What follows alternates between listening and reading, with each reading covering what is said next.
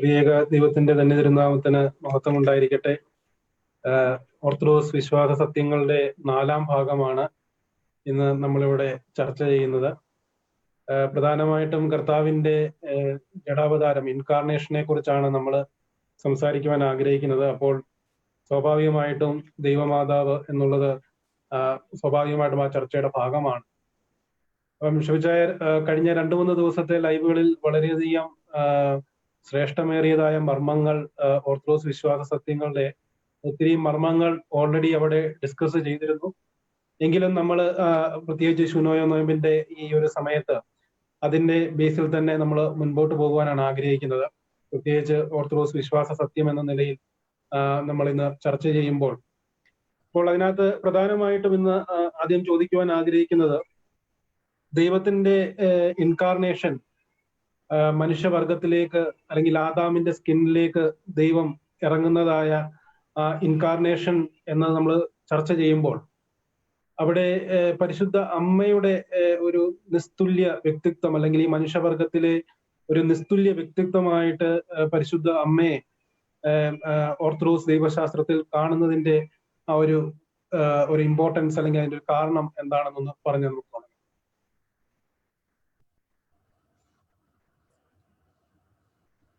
ക്രിസ്തുവിനെ സംബന്ധിച്ച് പല ഹെരസികളും ഉണ്ടായിട്ടുണ്ട്. ഏറ്റവും കൂടുതൽ ഹെരസി ഉണ്ടായിരിക്കുന്നത് ക്രിസ്തു ആര് എന്നുള്ളതിനെ സംബന്ധിച്ചാണ് ഏറ്റവും കൂടുതൽ ഹെരസികൾ വന്നിട്ടുള്ളത്. അപ്പൊ അതില് ക്രിസ്തു ദൈവപുത്രൻ, കാരണം ഫിലിപ്പിന്റെ കൈസറിയായിൽ വെച്ച് അപ്പോസ്തലനായ പരിശുദ്ധ പത്രോസ് ഏറ്റുപറഞ്ഞ വിശ്വാസമാണ് നീ ജീവനുള്ള ദൈവത്തിന്റെ പുത്രനായ ക്രിസ്തു. പത്രോസ് ഏറ്റുപറഞ്ഞ ആ വിശ്വാസ സത്യത്തെ യേശു കർത്താവ് അറ്റസ്റ്റ് ചെയ്യുകയാണ്. ഇത് നിനക്ക് ജഡരക്തങ്ങളല്ല വെളിപ്പെടുത്തിയത്, എൻ്റെ സ്വർഗസ്ഥനായ പിതാവാണ്. അപ്പൊ പിതാവ് വെളിപ്പെടുത്തിയത് എന്ന് പുത്രൻ സാക്ഷ്യപ്പെടുത്തി അപ്പോസ്തലന്മാരുടെ പ്രധാനിയായ വിശുദ്ധ പത്രോസ് പ്രഖ്യാപിച്ച ആ വിശ്വാസ സത്യമാണ് യേശു ദൈവപുത്രനാണ് എന്നുള്ളത്. അതുകൊണ്ട് തന്നെ ആദിമകാല ക്രിസ്ത്യാനികളിൽ ആർക്കും തന്നെ അത് നിഷേധിക്കാൻ പറ്റത്തില്ല. കാരണം അത് അനിഷേധ്യമായ ഒരു പ്രസ്താവനയാണ്. അപ്പോ പിന്നെ അതിന്റെ ആശയം എന്താണ് എന്നുള്ളതിനെ സംബന്ധിച്ച് ഈ ആശയ ചോർച്ച ഉണ്ടാക്കാൻ വേണ്ടി വാക്കുകളെ വളച്ചൊടിക്കും. അപ്പൊ എങ്ങനെയാണ് യേശു ദൈവപുത്രനായത്? അതിൽ പ്രധാനമായിട്ട് അന്ന് ഉയർന്നു വന്ന ഒരു ദുരുപദേശമാണ് അഡോപ്ഷനിസം എന്ന് പറഞ്ഞ ഒരു ദുരുപദേശം. ഈ അഡോപ്ഷനിസം എന്ന് പറഞ്ഞു കഴിഞ്ഞാൽ അഡോപ്റ്റ് ചെയ്യുക എന്ന് പറഞ്ഞാൽ ദത്തെടുക്കുക എന്നാണ് നമുക്കറിയാം. ഈ അഡോപ്ഷനിസത്തിൽ പറയുന്നത് യേശു ഒരു സാധാരണ മനുഷ്യനായിരുന്നു, എന്നാൽ ദൈവം തൻ്റെ മകനായിട്ട് ആ യേശുവിനെ ദത്തെടുത്തു. അഡോപ്ഷനിസം ഇറ്റ് ഹാപ്പൻഡ്. യേശു കർത്താവ് സ്നാനമേൽക്കുമ്പോൾ റിവർ ജോർദാനിൽ അത് സംഭവിച്ചു. അപ്പോ സ്നാനമേൽക്കാൻ വേണ്ടി യോർദാനിലേക്ക് ഇറങ്ങുമ്പോൾ ഇവൻ എൻ്റെ പ്രിയപുത്രൻ. നോക്ക്, ഹെരസി വരുന്ന എത്ര ബ്യൂട്ടിഫുൾ ആയിട്ടാണ്. ഹെരസി ഒരിക്കലും സൈക്കിളേ വരത്തില്ല, അതെപ്പോഴും റോൾസ് റോയ്സ് കാറിലേ വരത്തുള്ളൂ. നമ്മളിങ്ങനെ ഈ ഹെരസി സൈക്കിളെ വരുന്ന നോക്കിയിരുന്ന ഒന്നും കാണത്തില്ല. സത്യമാണ് സൈക്കിളെ വരുന്നത്. അപ്പൊ അതുകൊണ്ട് അങ്ങനെ ഒരു ഇതുണ്ടായിരുന്നു, അഡോപ്ഷനിസം.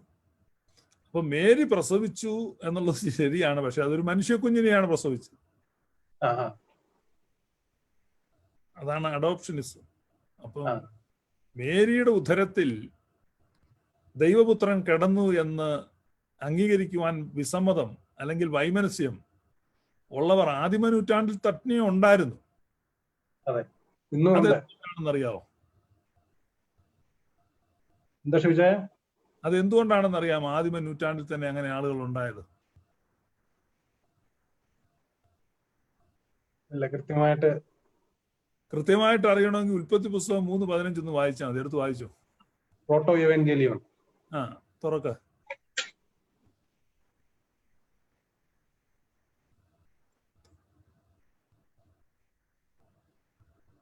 ഞാൻ നിനക്കും സ്ത്രീക്കും നിന്റെ സന്തതിക്കും അവളുടെ സന്തതിക്കും തമ്മിൽ ശത്രുത്വം ഉണ്ടാക്കും.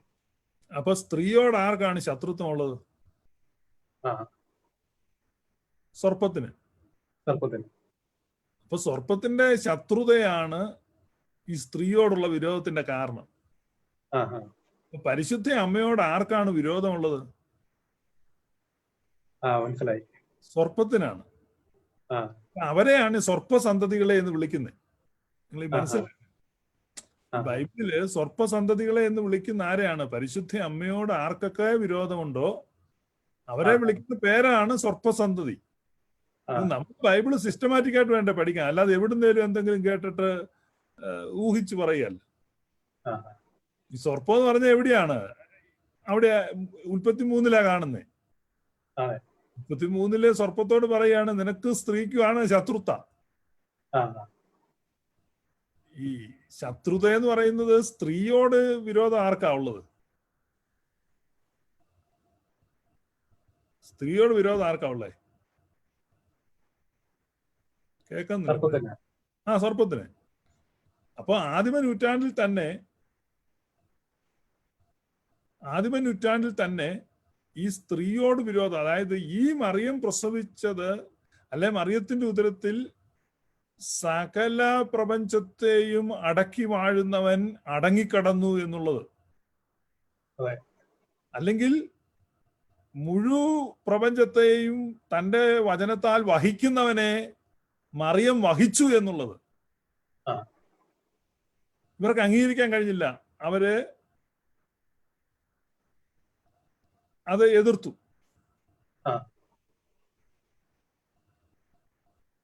അപ്പൊ നമ്മൾ അത് വെളിപ്പാടിന്റെ പുസ്തകം 12-ാം അധ്യായം 13-ാമത്തെ വാക്യം നമുക്കൊന്ന് വായിക്കാം.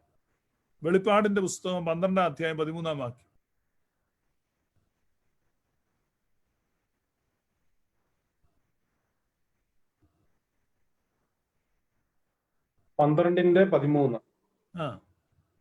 തന്നെ ഭൂമിയിലേക്ക് തള്ളിക്കളഞ്ഞുവെന്ന് മഹാസർപ്പം കണ്ടിട്ട് ആൺകുട്ടിയെ പ്രസവിച്ച സ്ത്രീയെ ഉപദ്രവിച്ചു തുടങ്ങി. അപ്പൊ ഈ സർപ്പം ഉൽപ്പത്തി പുസ്തകത്തിലും സ്ത്രീയോട് ശത്രുത്വമാണ്, വെളിപാട് പുസ്തകത്തിൽ വരുമ്പോഴും സ്ത്രീയോട് ശത്രുത്വമാണ്. അത് സ്ത്രീ ആരാണ്? ആൺകുട്ടിയെ പ്രസവിച്ച സ്ത്രീയാണ്. അപ്പൊ ഈ സ്ത്രീ ആരാണെന്ന് ഗലാത്യർ 4:4 പറയുന്നുണ്ട്. വായിച്ചു. ഗലാത്യർ 4:4 പറയുന്നുണ്ട്.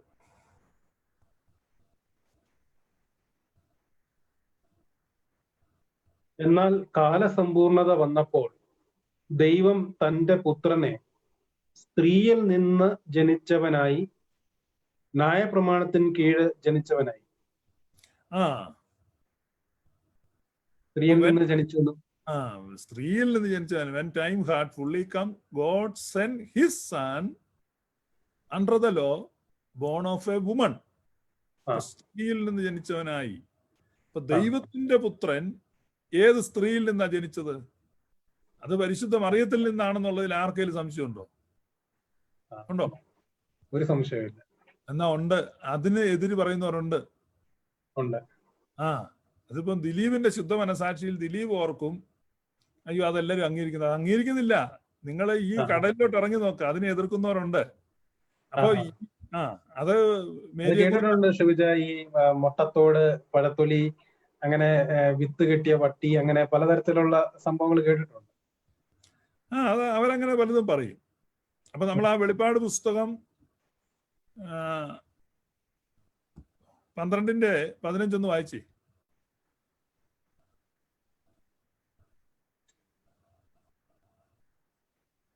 സർപ്പം സ്ത്രീയെ ഒഴുക്കിക്കളയേണ്ടതിന് അവളുടെ പിന്നാലെ തന്റെ വായിൽ നിന്ന് നദി പോലെ വെള്ളം ചാടിച്ചു. സ്ത്രീയെ ഒഴുക്കിക്കളയുക എന്നുള്ളതാണ് സർപ്പത്തിന്റെ ഉദ്ദേശം. ആൺകുട്ടിയോട് വിരോധമില്ല. ഇപ്പൊ സ്ത്രീയെ ഒഴുക്കി കളയാൻ വേണ്ടി ഈ സർപ്പം എന്താ ചാടിക്കുന്നേ? വെള്ളം എന്ന് പറഞ്ഞാൽ എന്താ? ബ്രദറുകാരോട് ചോദിച്ചാൽ അത് വെള്ളം എന്താണ്? വെള്ളം വചനമാണ്. അങ്ങനെയാണല്ലോ ബ്രദറുകാർ പറയുന്നത്. അപ്പൊ നദി പോലെ വാക്യങ്ങൾ അങ്ങ് എടുത്ത് ചെറേന്ന് വാക്യങ്ങൾ വിടുക. എന്തിനാ? മത്തായി 8:3 കണ്ടോ, യോഹന്നാൻ 6:5 കണ്ടോ, മർക്കോസ് 3:3 കണ്ടോ, ഇത് കണ്ടോ, അത് കണ്ടോ, ഇത് കണ്ടോ? പ്രിയപ്പെട്ടവരെ, നിങ്ങൾ ഓർക്കണം, സ്ത്രീയെ ഒഴുക്കി കളയാനുള്ള സർപ്പത്തിന്റെ വൃഥാ പരിശ്രമമാണ് ഈ വാക്യപ്രയോഗങ്ങൾ. ഇനി അടുത്തത് 17-ാം വാക്യം. അതിന്റെ തന്നെ 17-ാം വാക്യം. മഹാസർപ്പം സ്ത്രീയോട് കോപിച്ച് ദൈവകൽപ്പന പ്രമാണിക്കുന്നവരും യേശുവിന്റെ സാക്ഷ്യമുള്ളവരുമായി അവളുടെ സന്തതിയിൽ ശേഷിപ്പുള്ളവരോട് യുദ്ധം ചെയ്യുവാൻ പുറപ്പെട്ടു. അപ്പോ യേശുവിന്റെ സാക്ഷ്യമുള്ളവര് അടുത്ത തന്നെ പറഞ്ഞേ, അവളുടെ സന്തതിയിൽ. ആരുടെ സന്തതിയില്? സ്ത്രീയുടെ സന്തതിയിൽ ശേഷിപ്പുള്ളവർ. ഈ അമ്മയുടെ മക്കൾ, ഈ പരിശുദ്ധ അമ്മയുടെ മക്കൾ, അവരിൽ ശേഷിപ്പുള്ളവരോട് യുദ്ധം ചെയ്യുവാൻ പുറപ്പെട്ടു. യോഹന്നാന്റെ സുവിശേഷം ഒന്ന് എടുക്കാം നമുക്ക്. യോഹന്നാന്റെ സുവിശേഷം 19-ാം അധ്യായം.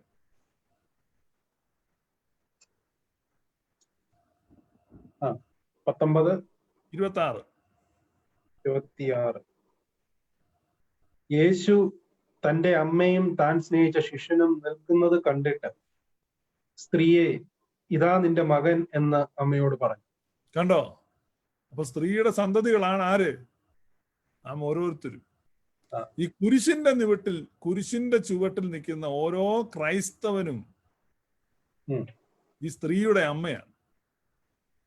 ഈ കുരിശിന്റെ ചുവട്ടിൽ നിൽക്കുന്ന ഓരോരുത്തരും ഏറ്റെടുക്കുന്നത് കുരിശിൽ കിടക്കുന്നവനെ രക്ഷകനായിട്ടും താഴെ നിൽക്കുന്ന അമ്മയെ സ്വന്തം അമ്മയായിട്ടുമാണ്. രണ്ട് സ്വീകരണം അവിടെ നടക്കുന്നു. സ്ത്രീയുടെ സന്തതിയിൽ ശേഷിപ്പുള്ളൂ. പലരും പ്രസംഗിച്ച് കേൾക്കാറുള്ള ഒരു വിഷയമാണ് ഈ സ്ത്രീയെ എന്ന് വിളിച്ചത്. അത്ര ഒരു ബഹുമാനക്കുറവ് ഒരു ശകലം ഉള്ളത് കൊണ്ടും അത്ര തന്നോട് ബില്ലായിട്ടൊന്നും പറയാൻ വരണ്ട എന്നുള്ള ഒരു ഉദ്ദേശത്തിലാണ് സ്ത്രീയെ എന്ന് വിളിച്ചതെന്ന് ചിലര് പ്രസംഗിച്ച് കേട്ടിട്ടുണ്ട്. പക്ഷെ ഈ സ്ത്രീയെ എന്നുള്ള അഭിസംബോധന തന്നെ ഈ ഒരു വലിയ യുദ്ധത്തിന്റെ ഒരു പ്രഖ്യാപനം കൂടിയാണ്. പരിശുദ്ധ അമ്മ സ്ത്രീയും ആ സ്ത്രീയുടെ സന്തതി താനുമാണെന്ന്. അതെ, ഈ ഇന്നലത്തെ ലൈവിൽ ഞാൻ പറഞ്ഞായിരുന്നു, ഈ ജൂവിഷ് ബാക്ക്ഗ്രൗണ്ടിൽ നമ്മൾ പഠിക്കുമ്പോൾ രാജമാതാവ് എന്ന് പറയുന്നതിന് വലിയ പ്രാധാന്യമുണ്ട്. രാജാവിന്റെ അമ്മയാണ്. രാജാവിന്റെ ഭാര്യയ്ക്കല്ല അധികാരം, രാജാവിന്റെ അമ്മയ്ക്കാണ്.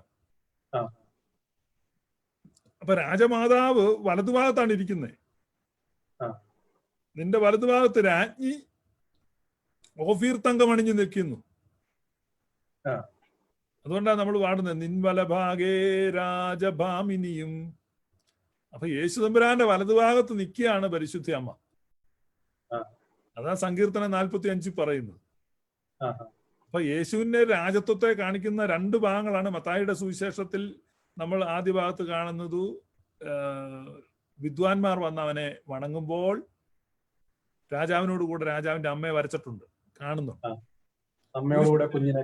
കുരിശിൽ കിടക്കുകയാണ്. ഇവൻ യഹൂദന്മാരുടെ രാജാവെന്ന് 3 ഭാഷയിൽ മേലെഴുത്ത് വെച്ചുകൊണ്ട് കുരിശിൽ കിടക്കുമ്പോൾ ആ കുരിശിന്റെ താഴെ രാജമാതാവ് നിൽപ്പുണ്ട്. ആ രാജമാതാവിനെയാണ് യോഹന്നാനോട് പറയുന്നത്, ഇതാ നിന്റെ അമ്മ. അപ്പൊ അതിനു മുമ്പായിട്ട് ആദ്യം അമ്മയോട് പറയുന്നുണ്ട്, ഇതാ നിന്റെ മകൻ. അപ്പൊ ഈ സത്യവിശ്വാസികൾ, അതായത് കുരിശുമൂട്ടിലെ ക്രിസ്ത്യാനികൾ, കുരിശുമൂട്ടി കുടുംബക്കാരെന്ന് പറയും. ഈ കുരിശുമൂട്ടിൽ കുടുംബക്കാരെല്ലാവരും ഒരമ്മയുടെ മക്കളാണ്. അതാണ് സ്ത്രീയുടെ സന്തതിയിൽ ശേഷിപ്പുള്ളവർ. കാരണം സ്ത്രീയെ ഒഴുക്കിക്കളയാൻ വേണ്ടി അവർ വാക്യങ്ങളെ വെള്ളം പോലെ ഒഴുക്കും. അപ്പൊ ഇതുകൊണ്ട് ആദ്യ നൂറ്റാണ്ടിൽ മുതല് ഈ മറിയം പ്രസവിച്ച് കേവലം മനുഷ്യ ശിശുവായിരുന്നു എന്നുള്ള വിധത്തിൽ ഉള്ള പ്രചരണങ്ങൾ ഉണ്ടായിരുന്നു. പക്ഷേ സത്യവിശ്വാസികൾ അതിനെ തിരസ്കരിച്ചു. സത്യവിശ്വാസികൾ അതിനെ തിരസ്കരിച്ചു. അപ്പൊ അതുകൊണ്ട് യേശു കർത്താവ് ഒരേ സമയം ദൈവവും അതേസമയം മനുഷ്യനും, ദൈവത്വവും മനുഷ്യത്വവും അവനിൽ ഒരുമിച്ച് സമ്മേളിച്ചിരുന്നു എന്നുള്ള വിശ്വാസത്തെ സഭ ഉറച്ചു വിശ്വസിച്ചു. സഭ ഉറച്ചു വിശ്വസിച്ചപ്പോൾ പലരും അതിൽ ഇടറിപ്പോയിട്ട് പിന്നീട് പല പല ഉപദേശങ്ങൾ കൊണ്ടുവന്നത്. ഇതെങ്ങനെ ശരിയാകും? ഇന്നും നമ്മുടെ ഈ പെന്തക്കോസ്ത് വിഭാഗത്തിൽപ്പെട്ട ആളുകൾക്കും ഈ പ്രൊട്ടസ്റ്റന്റ് കൾട്ടുകൾക്കൊന്നും വിശദീകരണം നൽകാൻ കഴിയുന്നില്ല. യേശുവിനെ എന്തിന് ആരാധിക്കുന്നത്? യേശു എങ്ങനെയാണ് ദൈവമാകുന്നത്? യേശു ശരിക്കും മനുഷ്യനായി ജനിച്ചതാണോ? അതുകൊണ്ടാണ് ഇവര് ക്രിസ്തുമസ് ഒന്നും ആഘോഷിക്കാത്തത്. കാരണം യേശുക്രിസ്തു ആരാണെന്നുള്ളത് ഇപ്പോഴും തീരുമാനമായിട്ടില്ല. തീരുമാനമായിട്ടുണ്ട്, നമുക്ക് തീരുമാനമായിട്ടുണ്ട്. പക്ഷെ ഇവർക്ക് യേശുക്രിസ്തു ആരെന്ന്, അതാണ് എങ്കൽ ഇടറിപ്പോകാത്തവൻ ഭാഗ്യവാൻ. അപ്പൊ അനേകരെ ഇടറിപ്പോവുക. ക്രിസ്തു യേശുവിൽ ഇടറിപ്പോകുന്നു. പക്ഷെ ഈ പരിശുദ്ധ ദൈവമാതാവിനെ അംഗീകരിക്കാത്തതിന്റെ ഒരു കാരണം ചിലപ്പോഴൊക്കെ ഈ പ്രത്യേകിച്ച് ഇങ്ങനെയുള്ള ആൾക്കാർ സംസാരിക്കുന്നത് ഒരു പ്രോസ്പെരിറ്റി ഗോസ്പൽ ആണല്ലോ. അതായത് ഈ ലോകത്തിലുള്ള ധന വരുമാന ആഗമന മാർഗങ്ങളും സമ്പത്തും ബിസിനസ് നിനക്ക് ഉന്നതി ഉണ്ടാകും, അങ്ങനെയുള്ള ലോകപരമായ കാര്യങ്ങളിലാണ് കൂടുതലും ഫോക്കസ്. പക്ഷെങ്കിൽ നമ്മൾ പരിശുദ്ധ കന്യാമറിയാമിനെ ഭാഗ്യവതി എന്ന് നമ്മൾ വാഴ്ത്തുന്നുണ്ട്. സകല തലമുറകളും അവളെ ഭാഗ്യവതി എന്ന് വാഴ്ത്തുമെന്ന് പറയുമ്പോൾ അവളുടെ ഭാഗ്യാവസ്ഥ എന്ന് പറയുന്നത്, നമ്മൾ ഈ ലോകത്തിലേക്ക് നോക്കുകയാണെങ്കിൽ കന്യകയായിരിക്കുമ്പോൾ അവൾ ഗർഭം ധരിക്കുന്നു. അങ്ങനെ ഒരു അന്നത്തെ ആ ഒരു പശ്ചാത്തലത്തിൽ അതിന്റെ റിസ്ക് എന്ന് പറയുന്നത് എന്തുമാത്രമാണ്. അത് മാത്രമല്ല, പ്രസവിക്കുന്നതിന് മുമ്പായിട്ട് മിസ്രൈമിലേക്ക് യാത്ര ചെയ്യേണ്ടി വരുന്നു. പ്രസവ സമയത്ത് തന്നെ എല്ലാ വീടിന്റെയും വാതിലുകൾ കയറി ഇറങ്ങി അവസാനം ഒരു കാലിത്തൊഴുത്തിൽ പ്രസവിക്കേണ്ടി വരുന്നു. പിന്നെ അങ്ങോട്ട് മുമ്പോട്ട് വരികയാണെങ്കിൽ നമ്മൾ കാണുന്നത് സ്വന്തം പുത്രൻ ക്രൂശിന്മേൽ പൂർണ്ണ നഗ്നനായി കടക്കുന്നത്, അല്ലെങ്കിൽ സ്വന്തം പ്രാണനിൽ കൂടി ഒരു വാള് കടന്നു പോകുന്ന അവസ്ഥയാണ് അവർക്ക് ഉണ്ടാകുന്നത്. അപ്പോൾ പരിശുദ്ധ കന്യാമറിയാമിന്റെ ഭാഗ്യാവസ്ഥ എന്ന് പറയുന്നത് ഇവരെ സംബന്ധിച്ചിടത്തോളം ഈ ലോകത്തിലെ ഭാഗ്യാവസ്ഥ, ഇപ്പൊ ജോക്കുട്ടന് ദിശ കിട്ടിയാൽ ജോക്കുട്ടൻ ഭാഗ്യവനായി, ബ്ലസിമോളുടെ വയറുവേദന മാറിയാൽ ബ്ലസിമോള് ഭാഗ്യവതിയായി, അങ്ങനെ ഒരു കാഴ്ചപ്പാടാണ് ഈ ലോകത്തിന്റെ ബേസിൽ നിന്നുള്ളൊരു കാഴ്ചപ്പാട്. പക്ഷെങ്കിൽ ആ ഒറിജിനൽ ക്രിസ്ത്യാനിറ്റി കടന്നു വരുന്നത് പരിശുദ്ധ അമ്മയുടെ ജീവിതത്തിൽ ഇത്രയധികം പ്രതിസന്ധികൾ ഉണ്ടായിട്ടും അവള് ഭാഗ്യവതിയാണെന്നാണ് പറയുന്നത്. അതായത് അങ്ങനെ ഒരു ഇതാണ് വ്യത്യാസം നമുക്ക് അവിടെ കാണാൻ സാധിക്കും. അതിനെക്കുറിച്ചൊന്ന് ചോദിച്ചാൽ പറയാമോ? അത് 45-ാം സങ്കീർത്തനം ഒരു പ്രവചനമാണ്, ദാവീദിന്റെ പ്രൊഫറ്റിക്കൽ സാമാണ്. നമുക്കത് വായിക്കാം. 45-ാം സങ്കീർത്തനം അവസാനത്തെ വാക്യം നമുക്കൊന്ന് വായിക്കാം.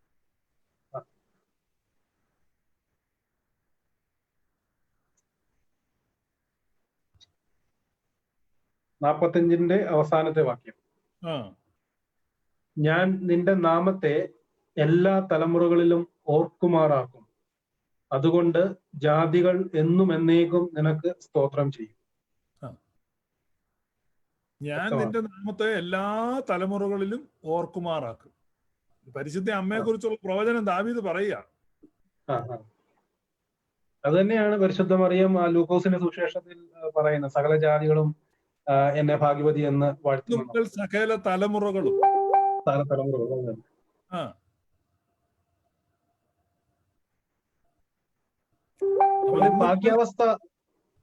ഭാഗ്യാവസ്ഥയെ കുറിച്ചൊന്ന് പറയാമോ? ഭാഗ്യാവസ്ഥ എന്ന് പറഞ്ഞാൽ ഈ ലോകത്തിലെ ടെമ്പറൽ ആയിട്ടുള്ള ഒരു ഫോർച്യൂൺസ്, ഈ താൽക്കാലികമായിട്ടുള്ള നേട്ടങ്ങളാണെങ്കിൽ ആ തലമുറക്കാർ മാത്രമേ ഭാഗ്യവാനെന്നും ഒക്കെ വാഴ്ത്തത്തുള്ളൂ. അതെ, ഇപ്പൊ നമ്മളിപ്പോ പിന്നെ സാമ്പത്തികമായിട്ടൊക്കെ ഉയർന്ന ആളുകളെ ഭാഗ്യവാൻ എന്ന് പറയും. പക്ഷെ അതൊരു ഒറ്റ lifetime, it's only for one lifetime അല്ലേ? അതെ, ഈ ജീവിതം കഴിയുമ്പം അതിനെക്കുറിച്ച് ഭാഗ്യവാന്മാരും പറയുന്നു. All glory and pride will go on with the wind. That's it. അവിടെ തീർന്നു. പക്ഷെ ഇവിടെ ഇപ്പൊ 2000 വർഷങ്ങളായിട്ട് അവളെ ഭാഗ്യവതി എന്ന് നമ്മൾ വാഴ്ത്തിക്കൊണ്ട്, തലമുറയായിട്ട് ഭാഗ്യവതി എന്ന് വിളിക്കണമെങ്കിൽ അവൾ സമ്പാദിക്കുന്നത് ആ ഭാഗ്യാവസ്ഥ ഇറ്റേണൽ ബ്ലസഡ്നെസ് ആണ്. അപ്പം നിത്യഭാഗ്യാവസ്ഥയിലേക്കാണ് പ്രവേശിക്കുന്നത്. അപ്പൊ അത് ഭൗതികമായ ഒന്നല്ല. അതുകൊണ്ട് തലമുറയായിട്ട് ഭാഗ്യവതി എന്ന് വാഴ്ത്തും എന്ന് പറയുന്നു. ഇതിനകത്ത് ഈ പറയുന്ന ബൈബിൾ വിശ്വസിക്കുകയും ബൈബിള് നെഞ്ചോട് ചേർത്ത് പിടിച്ചു, ബൈബിള് നെഞ്ചോടല്ല കക്ഷത്തിൽ വെച്ചു എന്നാണ്, നെഞ്ചിലൊന്നും അവർ അപ്പൊ ഈ എന്നാ അങ്ങനെയൊക്കെ അവകാശപ്പെടുന്ന ആളുകൾ ആ ബൈബിളിൽ പറയുന്നുണ്ട്, സകല തലമുറകളും എന്നെ ഭാഗ്യവതി എന്ന് വാഴ്ത്തും. ഇവരാരെങ്കിലും വാഴ്ത്തുന്നുണ്ട്? ഇല്ല. വാഴ്ത്തുകയില്ല, ഇകഴ്ത്താൻ പറ്റിയ സ്ഥലങ്ങളിൽ ഇകഴ്ത്തുകയും ചെയ്യുന്നു. നമ്മുടെ സുറിയാനി സഭയിൽ ക്രിസ്തുമസ് കഴിഞ്ഞാൽ ഉടനെ ഒരു പെരുന്നാളുണ്ട്, കന്യകാമറിയത്തിന്റെ പുകഴ്ച പെരുന്നാൾ എന്ന് പറഞ്ഞാൽ ആ ഒരു പെരുന്നാൾ അന്ന് അതിന് വെച്ചിരിക്കുകയാണ്. അത് ദിവസവും മറിയത്തെ പുകഴ്ത്തുന്നുണ്ട്. അതുകൂടാതെ എല്ലാ പ്രാർത്ഥനകളിലും മറിയത്തെ ഓർക്കുന്നുണ്ട്. മറിയത്തെ ഓർക്കാതെ ഒരു പ്രാർത്ഥനയും നമ്മുടെ കടന്നു പോകുന്നില്ല, എല്ലാ പ്രാർത്ഥനകളിലും ദൈവമാതാവായ വിശുദ്ധ കന്യ. പക്ഷെ അതുകൂടാതെ നമ്മള് എത്ര പെരുന്നാളുകളുണ്ട് മറിയത്തെ സംബന്ധിച്ച്. പുകഴ്ച പെരുന്നാള്, ക്രിസ്തുമസിന്റെ തൊട്ട് പിറ്റേ ദിവസം പുകഴ്ച പെരുന്നാളുണ്ട്. പുകഴ്ച പെരുന്നാൾ പിന്നെ ജനുവരി 15 ആകുമ്പം വിത്തുകളുടെ പെരുന്നാളുണ്ട്. പിന്നെ കതിരികളുടെ പെരുന്നാൾ മെയ് 15-നുണ്ട്. പിന്നെ ഓഗസ്റ്റ് 15-ന് മുന്തിരിയുടെ പെരുന്നാളുണ്ട്. അതാണ് പിന്നെ ശൂനോയോ പെരുന്നാൾ. എത്ര പിന്നെ പെരുന്നാളുകളാണ്. പിന്നെ അതുകൂടാതെ പിന്നെ വചനിപ്പ് പെരുന്നാളുണ്ട്, ഡിസംബറിലുണ്ട്. മാർച്ച് 25-നുണ്ട്. അതുകൂടാതെ ഡിസംബറിലുണ്ട് 2 വചനിപ്പ് പെരുന്നാളുണ്ട്. അതുകൂടാതെ എല്ലാ ബുധനാഴ്ചയും മാതാവിന്റെ നാമത്തിലുള്ള നോയമ്പാണ്. അത് 52 ദിവസം മാതാവിനെ അനുസ്മരിക്കാം.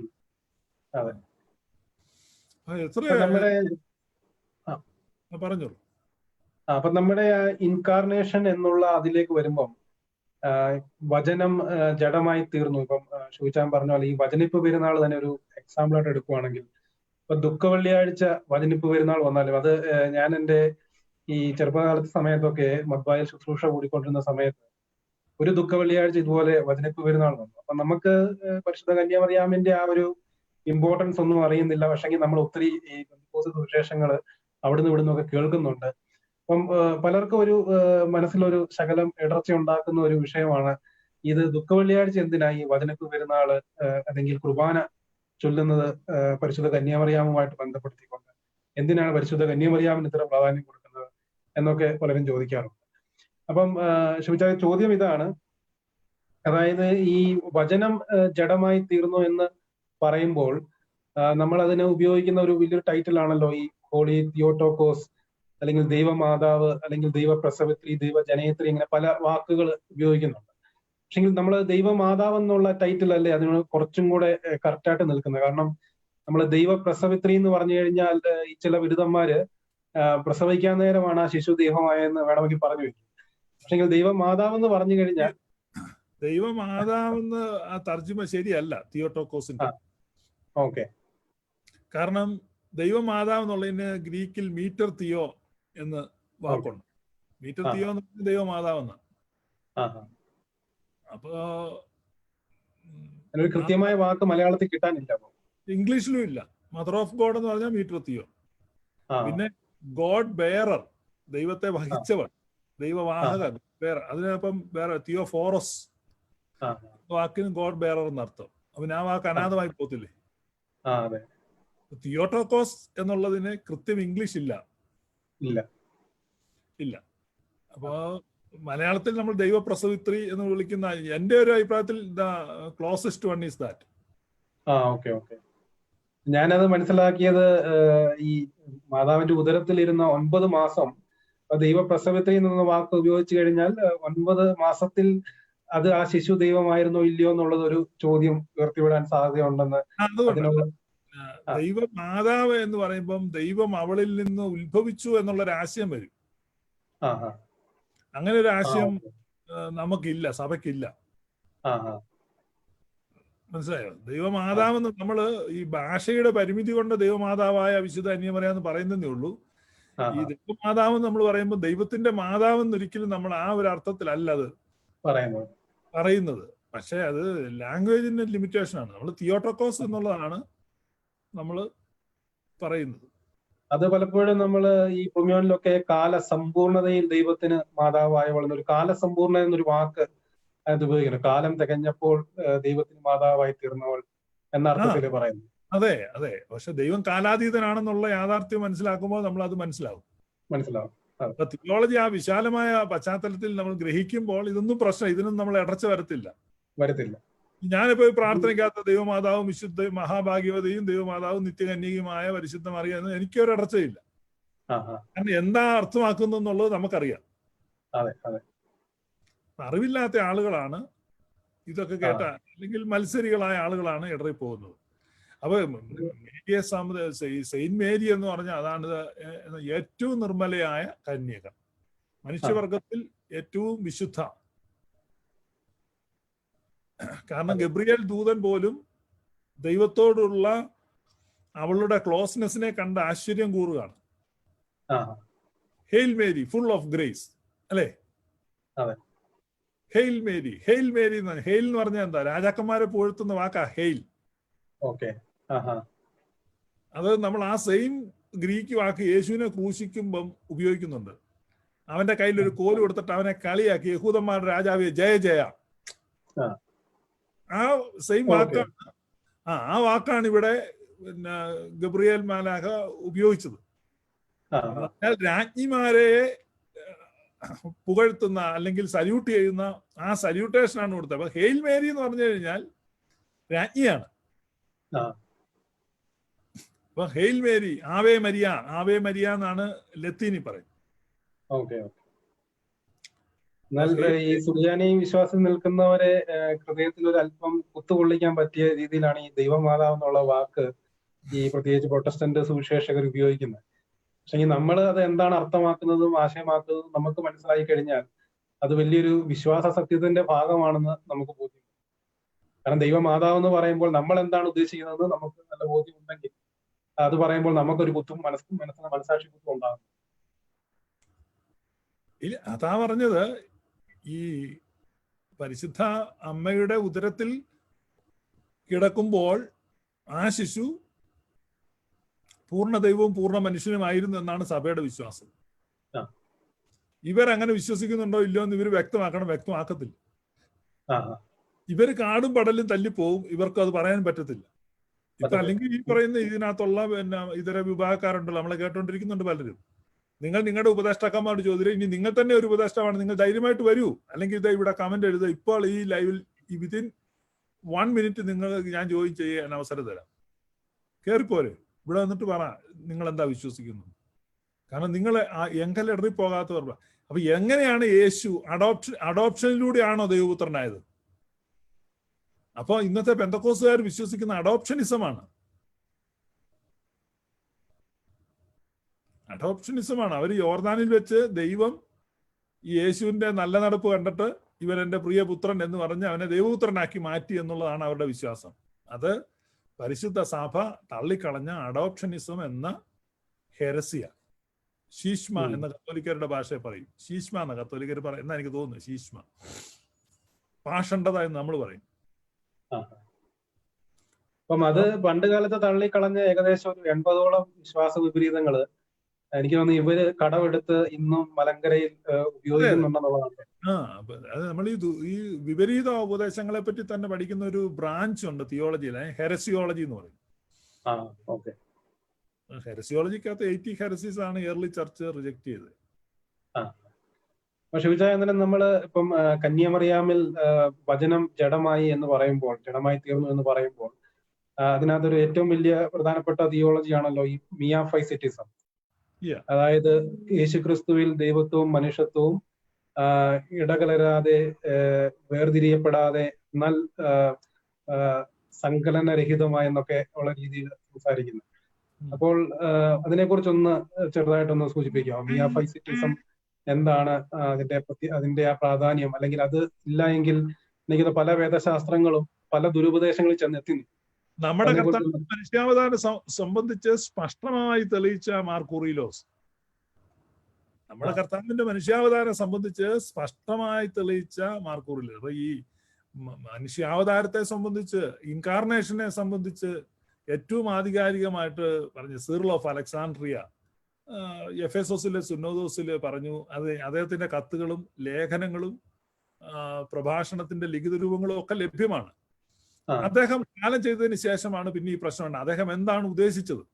അങ്ങനെ വരുമ്പോഴാണ് ഈ കൽക്കുനിയൻ സുന്നോദോസ് നടക്കുന്നത്. കൽക്കുനിയൻ സുന്നോദോസ് നടക്കുമ്പോൾ അവരുടെ മുമ്പിലുള്ള ചലഞ്ചസ് ഈ യൗത്തിക്കാനിസം, യൗത്തിക്കാനിസം എന്ന് പറഞ്ഞു കഴിഞ്ഞാൽ ഇതാ humanity of Jesus Christ was totally absorbed by the divinity of Jesus Christ, just like a drop of ink is absorbed by a ocean of water എന്നുള്ള ഒരു വലിയ സമുദ്രത്തിൽ ഒരു തുള്ളി മഷി കൊണ്ട് ഒഴിച്ചാൽ ആ മഷി ആ സമുദ്രത്തിൽ ലയിച്ചു പോകുന്നത് പോലെ യേശുക്രിസ്തുവിന്റെ ദൈവത്വത്തിൽ അവന്റെ മനുഷ്യത്വം ലയിച്ചില്ലാതെയായി. എന്നാലും അവനിൽ മനുഷ്യത്വത്തിന്റെ ഒരു അംശം, ആ ദൈവത്വവും മനുഷ്യ, അതാണ് യൗത്തിക്കാനിസം. അത് മോണോഫിസിറ്റിസത്തിന്റെ തന്നെ ഒരു വകഭേദമാണ്. അപ്പൊ യൗത്തിക്കാനിസം ഉണ്ട്, നെസ്തോറിനിസം ഉണ്ട്. അപ്പൊ ഈ നെസ്തോറിനിസത്തിന്റെയും യൗത്തിക്കാനിസത്തിന്റെയും ഇടയിൽ സത്യവിശ്വാസത്തിന്റെ ഒരു രചത രേഖയുണ്ട്. അത് എവിടെ വരയ്ക്കണം എന്നുള്ളതിനെ കുറിച്ച് ഈ റോമാക്കാർക്കും ഈ പറഞ്ഞ ബൈസന്റിയൻകാർക്കും വലിയ ധാരണയൊന്നുമില്ല. പക്ഷേ അത് ഈ കശാപ്പുകാരൻ ഹാർട്ട് സർജറി ചെയ്യുന്നപോലെ അവരങ്ങ് സർജറി ചെയ്തു.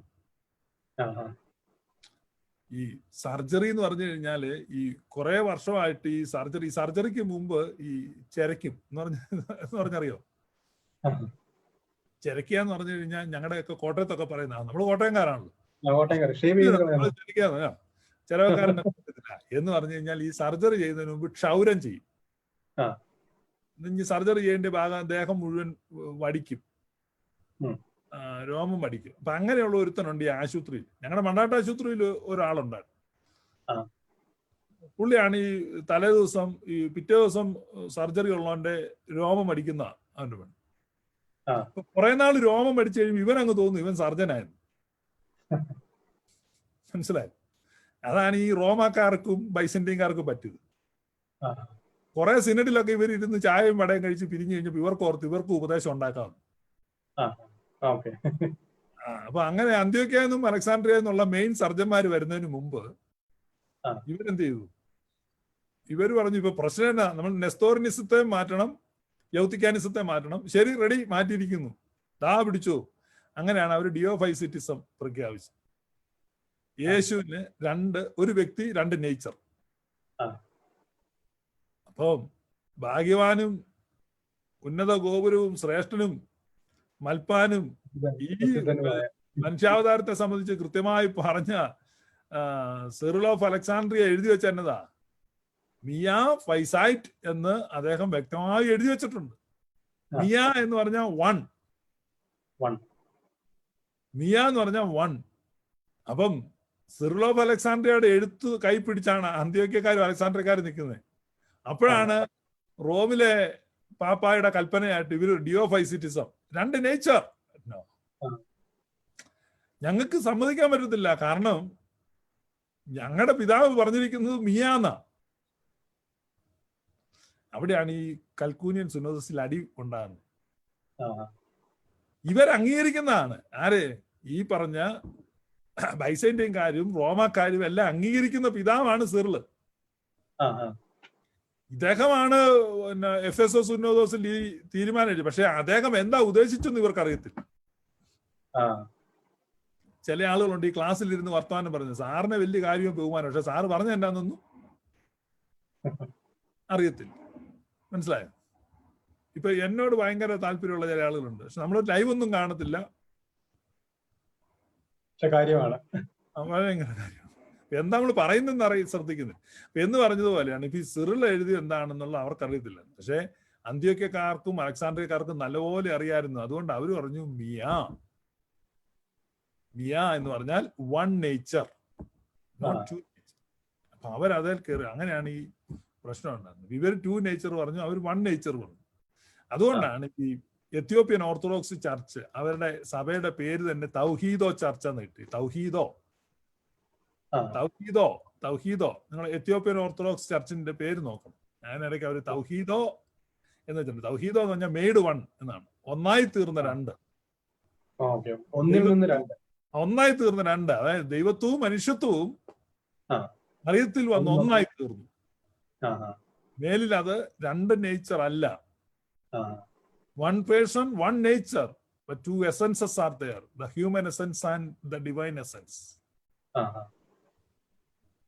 മനസ്സിലായോ? നമ്മുടെ ഈ പ്രുമിയോണിൽ അത് വളരെ വ്യക്തമായിട്ട് നമ്മുടെ പ്രുമിയോൻ സഭയിലെല്ലാം സുറിയാനി സഭയുടെ പ്രാർത്ഥനകൾക്കകത്ത് ഇതെല്ലാം വളരെ വ്യക്തമായിട്ട്. അതുകൊണ്ട് തന്നെയാണ് വിശുദ്ധ കുർബാനയിൽ വീഞ്ഞും വെള്ളവും മിതമായി കലർത്തിയ കാസായയും താൻ എടുത്തു സ്തോത്രം ചൊല്ലി എല്ലാത്തിനകത്തും അതേക്കുറിച്ച് കൃത്യമായിട്ട് പറയുന്നു.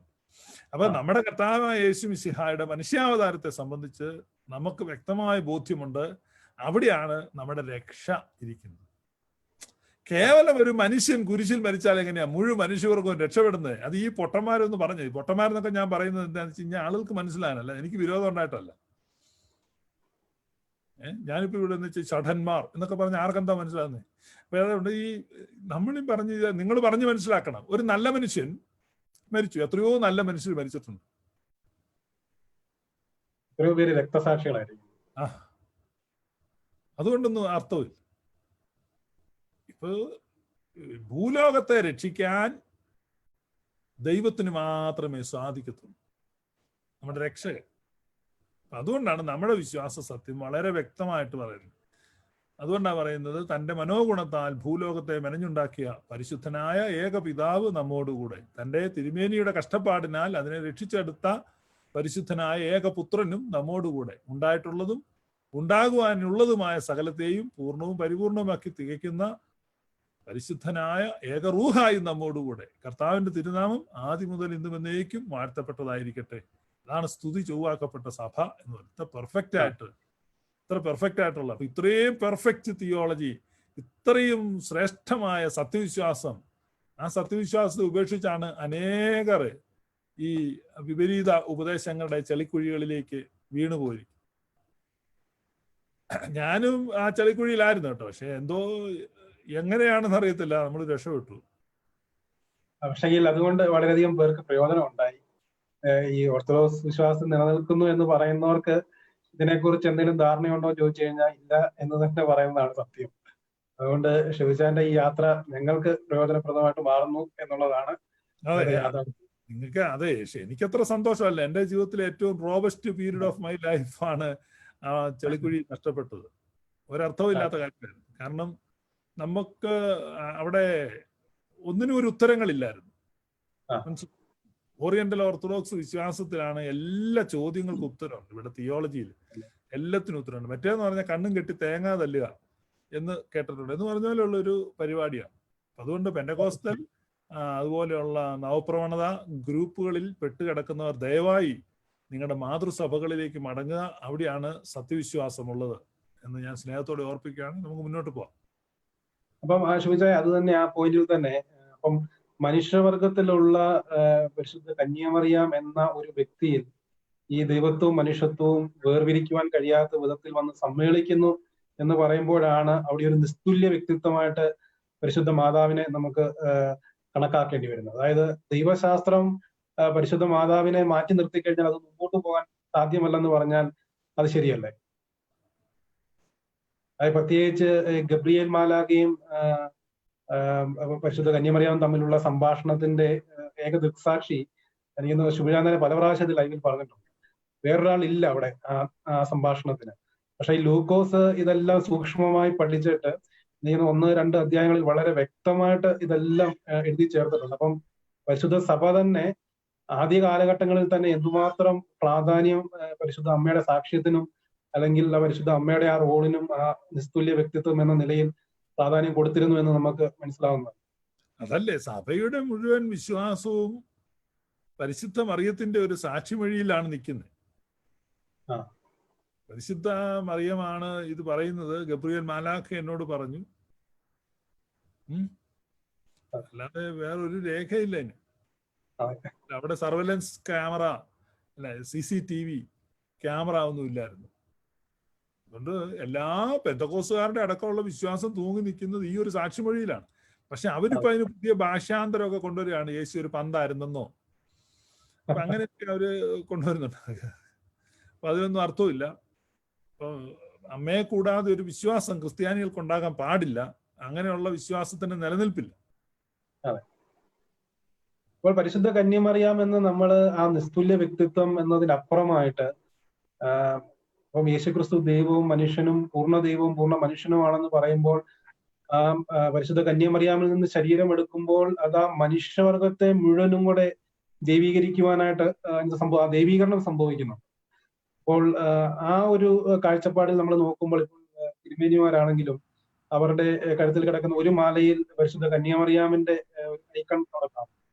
അപ്പോൾ അതിന് വേറൊരു ഒരു വ്യക്തി എന്ന നിലയിൽ അതിനപ്പുറത്തേക്ക് മനുഷ്യവർഗം എന്ന നിലയിലും അല്ലെങ്കിൽ സഭ എന്ന നിലയിലും പരിശുദ്ധ കന്യാമറിയാമിനെ നമ്മൾ കാണുന്നതിന്റെ ആ ഒരു ഇമ്പോർട്ടൻസ് എന്ന് പറയാം. മുഴുവൻ ഹ്യൂമാനിറ്റിയെ റെപ്രസെന്റ് ചെയ്യാണ് പരിശുദ്ധ അമ്മ. അതുപോലെ തന്നെ സഭയെ റെപ്രസെന്റ് ചെയ്യാണ്. Personification of the church, that is Mary. സഭയുടെ പെർസോണിഫിക്കേഷൻ. അതുകൊണ്ടാണ് ഈ വെളിപ്പാട് പുസ്തകം 12 വായിക്കുമ്പോൾ ഈ പെന്തക്കോസ്തുകാരെ ഇടറിപ്പോണം. അവര് ചിലര് പറയും അത് സഭയാണ്. അപ്പം ഒരു ആംഗിളിൽ നോക്കുമ്പോൾ അത് സഭയാണെന്ന് തോന്നും, പക്ഷെ എല്ലാ വാക്യവും ഒക്കത്തില്ല. വേറൊരു ആംഗിളിൽ നോക്കുമ്പോൾ അത് പഴയ നിയമം ഇസ്രായേലാന്ന് തോന്നും, പക്ഷെ എല്ലാ വാക്യവും ഒക്കത്തില്ല. എന്നാൽ വേറൊരു ആംഗിളിൽ നോക്കുമ്പോൾ അത് പരിശുദ്ധ അമ്മയാണെന്ന് തോന്നും, പക്ഷെ അതിനും എല്ലാ വാക്യങ്ങളും ഒക്കത്തില്ല. എന്നാൽ പരിശുദ്ധ അമ്മ ഒരേ സമയം സഭയെയും അതേസമയം ദാവീദ് പുത്രി എന്ന നിലയ്ക്ക് പഴയ നിയമം ഇസ്രായേലിനെയും അതേസമയം പരിശുദ്ധ അമ്മയുടെ യേശുവിന്റെ അമ്മ എന്ന നിലയ്ക്ക് ആ മാതൃസ്ഥാനത്തെയും 3 കാര്യവും ആരിൽ സമ്മേളിക്കുന്നു? പരിശുദ്ധ മറിയത്തിൽ സമ്മേളിക്കുന്നു. അപ്പൊ ആ ഒരു അർത്ഥത്തിൽ വ്യാഖ്യാനിക്കുമ്പോഴാണ് വെളിപ്പാട് പുസ്തകം 12 വ്യാഖ്യാനം കിട്ടുന്നത്. വെളിപ്പാട് പുസ്തകം 12 സൂര്യനെ അണിഞ്ഞ സ്ത്രീ ആരാണെന്ന് ചോദിക്കുമ്പോൾ ചെല്ല് പറയും ഇസ്രായേലാന്ന്. ഇസ്രായേലിന്റെ പെർസോണിഫിക്കേഷൻ ആണ് പരിശുദ്ധ അമ്മ. ഈ പഴയ നിയമ ഇസ്രായേലും പുതിയ നിയമ സഭയും കൂടെ യോജിക്കുന്ന ആരിലാണ്?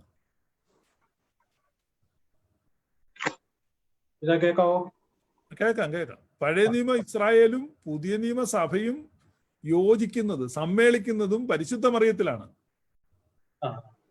കാരണം ഒരേ സമയം പഴയ നിയമ ഇസ്രായേലിന്റെയും അതേസമയം പുതിയ നിയമ സഭയിലെയും അംഗമാണ് പരിശുദ്ധ അമ്മ.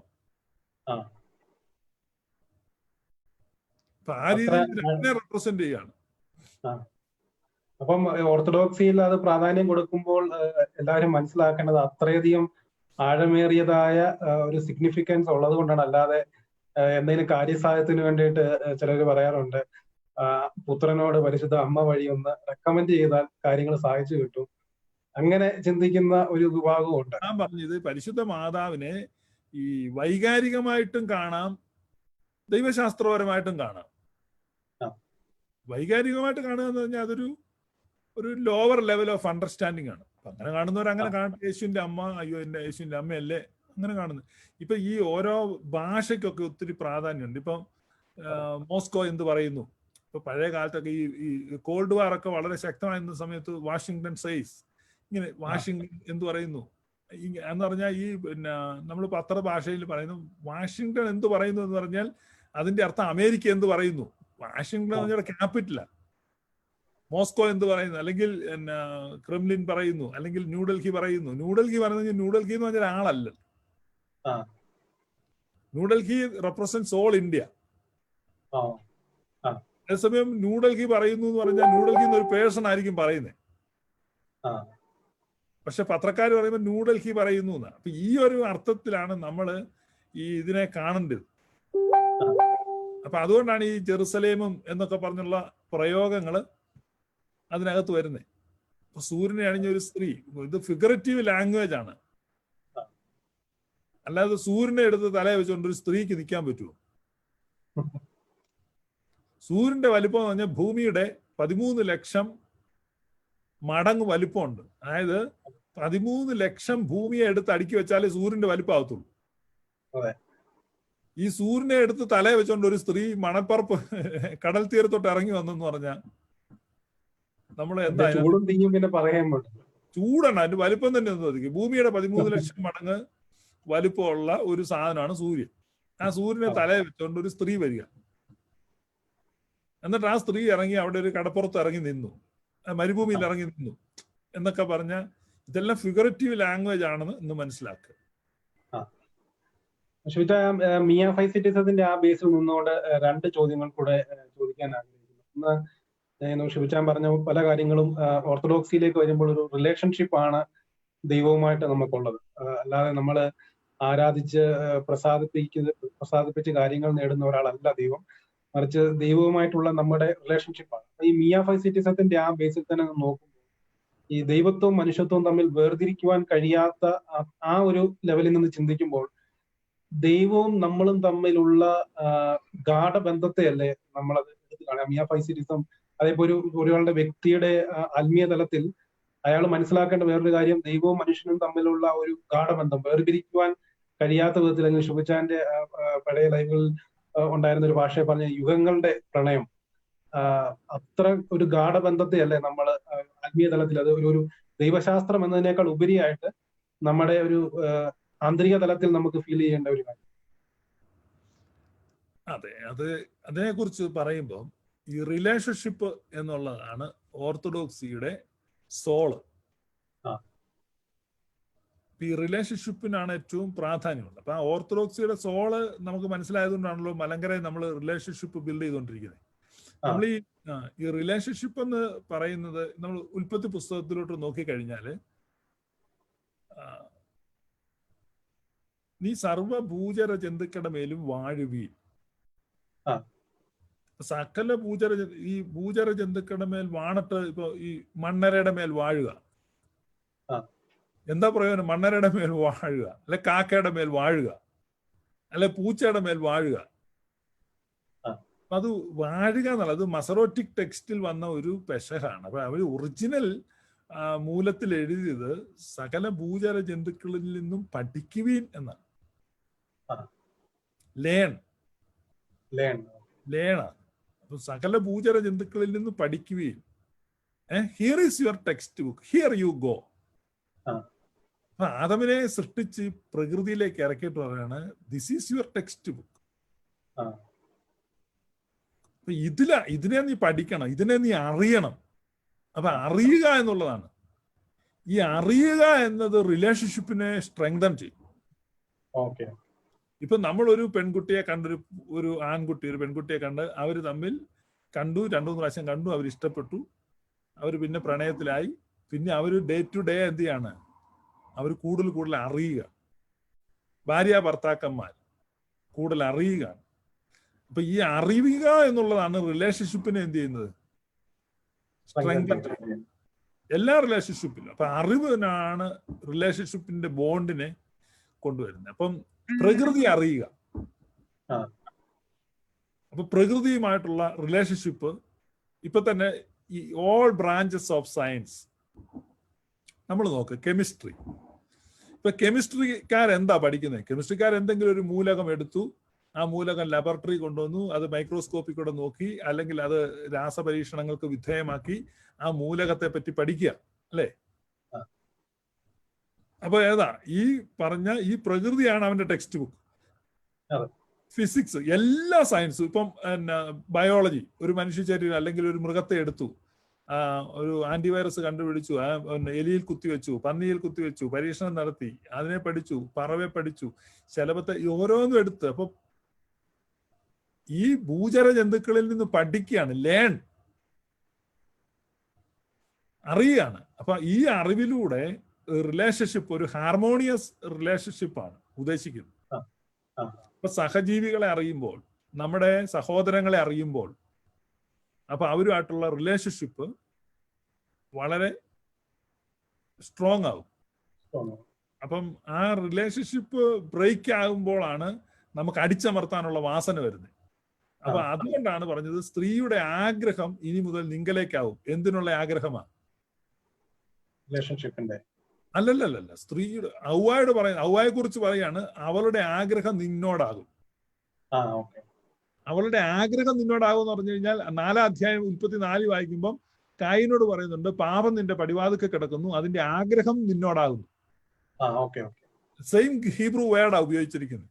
സ്ത്രീയുടെ ആഗ്രഹം ആദമിനോടാകുന്നു എന്ന് പറഞ്ഞ ആഗ്രഹത്തിന് ഉപയോഗിച്ച അതേ ഹീബ്രു വേർഡാണ് പാപത്തിന്റെ ആഗ്രഹം കായനോടാണ്. അപ്പൊ ഈ ആഗ്രഹം എന്ന് പറഞ്ഞാൽ കീഴടക്കാനുള്ള ആഗ്രഹമാണ്. അപ്പൊ സ്ത്രീയുടെ ആഗ്രഹം പുരുഷനെ കീഴടക്കണമെന്നുള്ള. എന്നാൽ അവൻ നിന്നെ ഭരിക്കും. എന്ത് സ്ത്രീ വിമോചന പ്രസ്ഥാനം ഉണ്ടാക്കിയാലും, എന്തെല്ലാം ഉണ്ടാക്കിയാലും, എൻഡ് ഓഫ് ദ ഡേ അവൻ നിന്നെ ഭരിക്കും. ഇത് കഴ്സാണ്. ഇതാണ് ഈ പാപനിമിത്തം റിലേഷൻഷിപ്പ് ബ്രേക്ക് ആയതുകൊണ്ട്. അല്ലാതെ പുരുഷൻ സ്ത്രീയെ ഭരിക്കണമെന്ന് ഒറിജിനൽ ഡിസൈനിൽ ഇല്ല. അതുകൊണ്ടാണ് വെളിപ്പാടിൽ പൗലോസ് അപ്പോസ്തലൻ പറയുന്നത് ക്രിസ്തു യേശുവിൽ സ്ത്രീ എന്നും പുരുഷനൊന്നും ഇല്ല, പത്രോസ് ശ്ലീഹ എഴുതുമ്പോൾ പറയുന്നത് കൃപയ്ക്ക് കൂട്ടവകാശികളാണ്, ജോയിന്റ് ഹെയർസ് ആണ്. അപ്പം പുരുഷൻ സ്ത്രീയെ ഭരിക്കും എന്നുള്ളത് മാറി ദൈവകൃപയുടെ സുവിശേഷത്തിൽ വരുമ്പോൾ പുരുഷൻ സ്ത്രീയോടൊപ്പം ഭരിക്കുമെന്ന് വേണം വായിക്കാൻ. പുരുഷൻ സ്ത്രീയെ ഭരിക്കുമെന്നല്ല, പുരുഷൻ സ്ത്രീയോടൊപ്പം ഭരിക്കും. അതാണ് ക്രിസ്തുവിനെ സഭയും തമ്മിൽ നമ്മൾ കാണുമ്പോൾ ക്രിസ്തു സഭയോട് ചേർന്ന് ഭരിക്കുകയാണ്. അപ്പൊ അതാണ് ഒറിജിനൽ മോഡല്. പുരുഷൻ സ്ത്രീയെ ഭരിക്കുന്നത് ഫോളൻ നേച്ചറാണ്. സ്ത്രീ കലാപക്കൊടി ഉണ്ടാക്കുന്നത് ഫോളൻ നേച്ചറിലാണ്. ആ ഫോളൻ നേച്ചറിൽ നിന്ന് റിഡീംഡ് സ്റ്റാറ്റസിലേക്ക് വന്നു കഴിയുമ്പോൾ പുരുഷൻ സ്ത്രീയോടൊപ്പം ഭരിക്കും. അപ്പൊ ആ റിലേഷൻഷിപ്പ് എന്ത് ചെയ്യാണ്? റിസ്റ്റോർ ചെയ്യപ്പെടുകയാണ്. അവിടെയാണ് സകല ഭൂചര ജന്തുക്കളിൽ നിന്നും പഠിക്കുകയും. ഇനി ജ്ഞാനികളിൽ ജ്ഞാനിയായ ശലോമോൻ വന്നിട്ട് പറയാണ്, പല്ലിയെ നോക്കൂ, let us learn from lizards. പല്ലിയിൽ നിന്ന് പഠിക്കുക. അത് രാജാക്കന്മാരുടെ അരമനകളിൽ കയറി ഇരിക്കുന്നുണ്ടോ? നീ ഉറുമ്പിനെ നോക്ക്, അത് വേനൽക്കാലത്ത് ആഹാരം സമ്പാദിച്ചു വെക്കുന്നു, ചെറുതാണ്. കുഴിമുയലിനെ നോക്ക്, ബലഹീന ജാതിയാണ്, പക്ഷെ പാറപ്പുറത്തെ പാർപ്പിടം ഉണ്ടാക്കുന്നു. സർപ്പത്തെ നോക്ക്, പാറക്കൂടെ പോയി അതിന്റെ വഴി തിരിച്ചറിയാൻ പറ്റത്തില്ല. വെട്ടുക്കിളിയെ നോക്ക്, അതിന്റെ രാജാവില്ല, പക്ഷെ അതൊക്കെ അണിയണിയായിട്ടാണ് പുറപ്പെടുന്നത്. അപ്പൊ സോളമന്റെ ടെക്സ്റ്റ് ബുക്ക് എന്തായിരുന്നു? പ്രകൃതിയായി. ഇനി യേശു കർത്താവ് എന്ന് കഴിഞ്ഞാൽ പറഞ്ഞ കാക്കകളെ നോക്കുവീ, വയലിലെ താമരയെ നോക്കുവീ. അപ്പൊ ലേൺ ചെയ്യാന്ന് പറഞ്ഞാൽ അറിയുക എന്നുള്ളതാണ്. അപ്പം നമ്മൾ പ്രകൃതിയെ അറിയണം. അതാണ് ഓർത്തഡോക്സിയുടെ ഏറ്റവും വലിയ ബ്യൂട്ടി. ഓർത്തഡോക്സിയിൽ രണ്ട് കാര്യമാണ് പറയുന്നത്: ദൈവത്തെ സമസൃഷ്ടങ്ങളെ പരിപാലിക്കുക, nurture the nature and love the fellow beings. ഇത്രയുള്ള ഓർത്തഡോക്സി. പ്രകൃതിയെ സ്നേഹിക്കുക, സഹജീവികളെ കരുതുക, അവരെ. ഇത് രണ്ട് ആപ്തവാക്യങ്ങളാണ്. ഇതാണ് നമ്മുടെ പിതാക്കന്മാർ മുഴുവൻ ചെയ്തത്. അതിലൂടെയാണ് നമ്മൾ ഇന്നർ പീസ് കണ്ടെത്തുന്നത്. ആ ഇന്നർ പീസിൽ നിന്നാണ് നമുക്ക് എന്തുണ്ടാകുന്നത്? Abundance of Joy. ആ അബണ്ടൻസ് ഓഫ് ജോയിലാണ് നമുക്ക് ആ വലിയൊരു ദർശനം, ദൈവത്തെ നമുക്ക് അറിയാൻ പറ്റും റിലേഷൻഷിപ്പിലൂടെ. ഇനി നമ്മൾ വന്നു കഴിഞ്ഞ് നോവിങ് എന്നുള്ളതാണ്. ഇനി അടുത്ത വാക്യം ഏതാണെന്നറിയോ?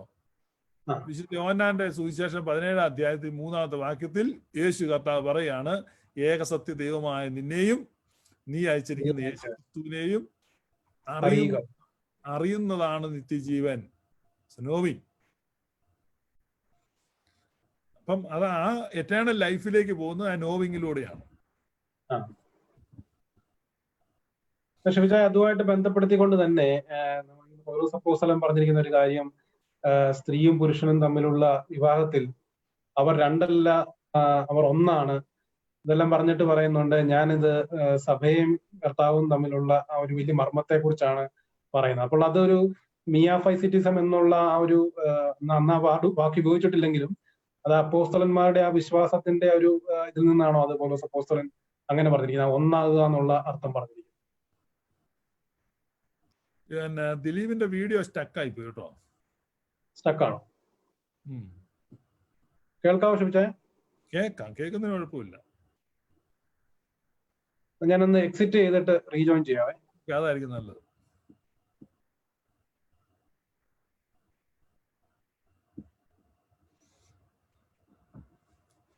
അപ്പൊ നമ്മൾ കേട്ടോണ്ടിരുന്നത് ഈ ഇൻകാർണേഷനും പരിശുദ്ധ അമ്മയുമായിട്ടുള്ള ആ ഒരു റിലേഷൻഷിപ്പിനെ പറ്റിയാണ്. നമ്മൾ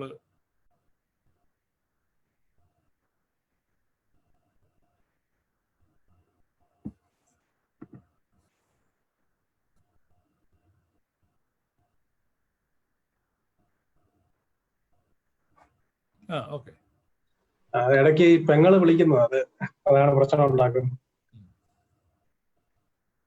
അപ്പം ഷിബിച്ചായ ചോദ്യം എന്ന് പറയുന്നത് നമ്മള് പൗലോസ് അപ്പോസ്തലൻ ഈ വിവാഹത്തെ കുറിച്ച് പറയുമ്പോൾ ഇനിയും സ്ത്രീയും പുരുഷനും ഇനി രണ്ടല്ല, അവർ ഒന്നാണ്. അത് പറഞ്ഞു കഴിഞ്ഞാൽ പൗലോസ് അപ്പോസ്തലൻ പറയുന്നുണ്ട്, ഞാൻ കർത്താവിനെയും സഭയെയും കുറിച്ചാണ് പറയുന്നത് എന്ന് പറയുന്നുണ്ടല്ലോ. അപ്പോൾ ആ മിയാഫൈസിറ്റിസം ആണോ അവിടെ യഥാർത്ഥത്തിൽ പൗലോസ് അപ്പോസ്തലൻ ഉദ്ദേശിക്കുന്നത്? അതായത് ദൈവത്വവും മനുഷ്യത്വവും തമ്മിലുള്ള ഒരു ബന്ധത്തിന്റെ അടിസ്ഥാനത്തിൽ നിന്നാണോ അങ്ങനെ പറഞ്ഞത്? അവിടെ അതല്ലല്ലോ ചർച്ച. സഭയും ക്രിസ്തുവുമായിട്ടുള്ള ഒരു ബന്ധമല്ലേ. മിയാഫൈസിറ്റിസം എന്ന് പറഞ്ഞാൽ ക്രിസ്തു എന്ന പേഴ്സണിലെ ദൈവത്വവും മനുഷ്യത്വവുമാണ്. അപ്പോൾ അതുപോലെ തന്നെ വിശുദ്ധ കുർബാനയിലാണെങ്കിലും നമ്മൾ ഇപ്പം അപ്പവും വീഞ്ഞും കർത്താവിന്റെ തിരുശരീര രക്തങ്ങളായിട്ട് മാറുന്നു എന്നുള്ളത് നമ്മൾ വിശുദ്ധ കുർബാനയിൽ നമ്മൾ വിശ്വസിക്കുന്ന ഒരു കാര്യമാണ്. അപ്പോൾ ഒരേ സമയം അത് അപ്പവും വീഞ്ഞുമായിരിക്കുന്നു, അതേസമയം അത് കർത്താവിന്റെ തിരുശരീര രക്തവുമാണ്. അപ്പോൾ അതും ആ ഒരു തലത്തിൽ നിന്ന് മനസ്സിലാക്കേണ്ട കാര്യമാണോ, അതോ അതിനെക്കുറിച്ച് എന്തെങ്കിലും വിശദീകരണങ്ങളുണ്ടോ? അതിനെക്കുറിച്ചുള്ള വിശദീകരണം പറഞ്ഞാൽ, അതായത് യേശു കർത്താവിനെ ഒരു മനുഷ്യനായിട്ടാണ് നമ്മൾ കണ്ടത്. നമ്മളെല്ലാം ആ കാലഘട്ടത്തിൽ ജീവിച്ചിരുന്നവരെല്ലാം കണ്ടത് സാധാരണ മനുഷ്യനായിട്ടാണ് കണ്ടത്. അല്ലാതെ പ്രത്യേകിച്ച് തലയ്ക്ക് ചുറ്റും പ്രകാശവളയവും കൈകളിൽ മിന്നുന്ന പ്രത്യേക വാളുകളും അങ്ങനെയൊന്നും അല്ലല്ലോ, ഒരു മനുഷ്യനായിട്ടാണ് കണ്ടത്. അവനെ മനുഷ്യരൂപത്തിൽ കാണുമ്പോൾ തന്നെ ദൈവപുത്രന്റെ നേരിട്ട് പറയുന്നതാണ് വിശ്വാസം. അവനെ മനുഷ്യരൂപത്തിൽ കാണുമ്പോൾ തന്നെ അവനെ ദൈവപുത്രനെന്ന് അറിയുന്നതാണ് വിശ്വാസം. അതുകൊണ്ടാണ് സുറിയാനി സഭ പറയുന്നത് ഈ അപ്പവീഞ്ഞുകൾക്ക് വസ്തുമാറ്റം സംഭവിക്കുന്നില്ല. വസ്തുമാറ്റം സംഭവിക്കുന്നില്ല. നമ്മൾ അപ്പവും വീഞ്ഞുമായിട്ട് തന്നെ കാണുക.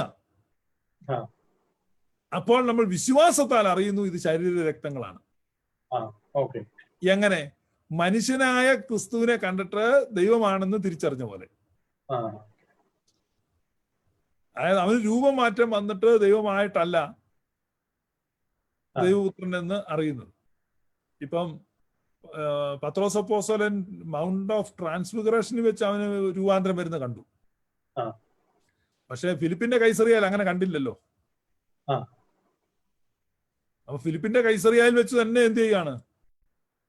പ്രഖ്യാപിക്കുകയാണ്, നീ ജീവനുള്ള ദൈവത്തിന്റെ പുത്രനായ ക്രിസ്തു. അതാണ് വിശ്വാസം. അപ്പൊ അതാണ് നമ്മുടെ സഭയില് അപ്പം വീഞ്ഞ. അതുകൊണ്ടാണ് അവനെ മേശയിൽ അപ്പം വീഞ്ഞായി നീ കാണുന്നു.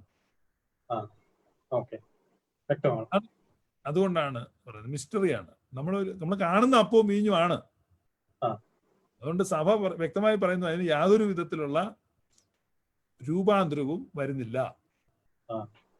അപ്പം അപ്പമായും വീഞ്ഞ് വീഞ്ഞായും ഇരിക്കുമ്പോൾ തന്നെ വിശ്വാസത്തിൽ നമ്മൾ ഗ്രഹിക്കുന്നു അത് രക്തശരീരങ്ങളാണ്.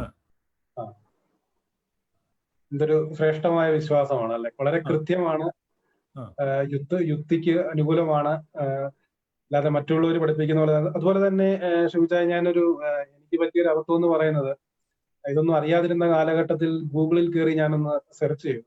അപ്പം ഇതുമായിട്ട് ബന്ധപ്പെട്ട ഒരു വിഷയത്തിൽ അതിനകത്ത് എഴുതിയിരുന്നത് ഇങ്ങനെയാണ്: ലാസറിനെ ഉയർപ്പിക്കാനായിട്ട് കർത്താവിന്റെ കല്ലറയുടെ മുമ്പിൽ യേശു കണ്ണുനീർ വാർക്കുന്നു. അപ്പോൾ അവൻ ഒരു മനുഷ്യൻ മാത്രമാണ്. കുറച്ചു കഴിയുമ്പോൾ അടുത്ത നിമിഷത്തിൽ പറയുന്നു, ലാസറെ പുറത്തിറങ്ങി വരിക, അപ്പോൾ അവൻ പൂർണ്ണ ദൈവമായിട്ട് മാറ്റപ്പെടുന്നു. പിന്നെ അത് ഡിയോഫൈസിറ്റിസമാണ്. അതുപോലെ പടകിൽ കടന്നുറങ്ങുമ്പോൾ അവൻ മനുഷ്യനാണ്.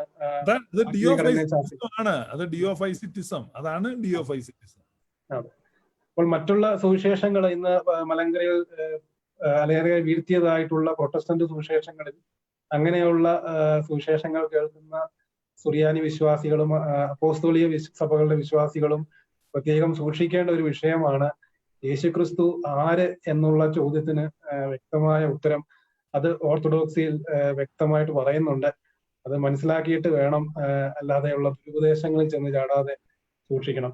അപ്പം ഷൂജ, അതിനോട് ബന്ധപ്പെടുത്തിക്കൊണ്ട് വേറെ എന്തെങ്കിലും ഒരു പോയിന്റ് ആഡ് ചെയ്യാനുണ്ടോ? ഇൻകാർണേഷനുമായിട്ട് ബന്ധപ്പെടുത്തിക്കൊണ്ട്? ഇല്ല, ഇൻകാർണേഷൻ നമ്മൾ പറഞ്ഞല്ലോ. ഇൻകാർണേഷനുമായിട്ട് ബന്ധപ്പെട്ടാണ് നമ്മൾ ഈ തിയോട്ടോക്കോസ് എന്നുള്ള ഒരു കോൺസെപ്റ്റ് നമുക്കുള്ളത്. അതെ. അപ്പൊ ഷിബുച്ചായനകത്ത് ഒരു ചോദ്യം അവശേഷിക്കുന്നത്, നമ്മള് ഷിബുച്ചാന്റെ ലൈവില് പ്രത്യേകം എടുത്തു പറയുന്ന ഒരു കാര്യമാണ്, മക്കൾ ജഡരക്തങ്ങളോട് കൂടിയവർ ആകൊണ്ട് അവനും അവരെ പോലെ ജഡരക്തങ്ങളോട് കൂടിയവനായി. അത് മാത്രമല്ല, വേറെ സ്ഥലത്ത് പറയുന്നുണ്ട്, പാപം ഒഴികെ എല്ലാത്തിലും അവൻ നമ്മളോട് സദൃശനായി തീർന്നെന്ന് പറയുന്നു. അപ്പോൾ അതേസമയം നമ്മൾ പറയുന്നുണ്ട് യേശുക്രിസ്തു പൂർണ്ണ മനുഷ്യനുമാണ്. അപ്പോൾ ആ പൂർണ്ണ മനുഷ്യൻ എന്ന് പറയുന്നത് യഥാർത്ഥത്തിൽ പാപമില്ലാത്ത ആ യഥാർത്ഥമായ അവസ്ഥയാണ് യഥാർത്ഥത്തിൽ പൂർണ്ണ മനുഷ്യൻ എന്ന് പറയാൻ പറ്റുന്നത്. അതായത് പാപത്തോടു കൂടിയ ഒരാളെയാണ് മനുഷ്യൻ എന്ന് വിളിക്കുന്നതിനേക്കാൾ യേശുക്രിസ്തു പൂർണ്ണ മനുഷ്യനാണ്, എന്നാൽ പാപമില്ലാതെ എല്ലാത്തിലും നമ്മളോട് സദൃശനായി തീർന്നു എന്ന് പറയുമ്പോൾ അവന്റെ ഇരിക്കുന്നതാണ് ആ പൂർണ്ണ മനുഷ്യത്വം. നമ്മൾ അതിലേക്കാണ് വളരേണ്ടത് എന്നാണ്. അങ്ങനെയൊന്നുമല്ല.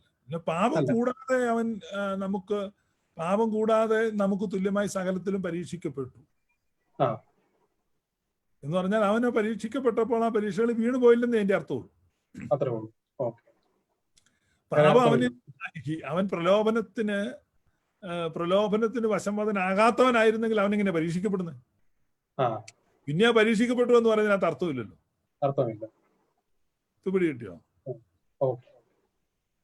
മനസ്സിലായി.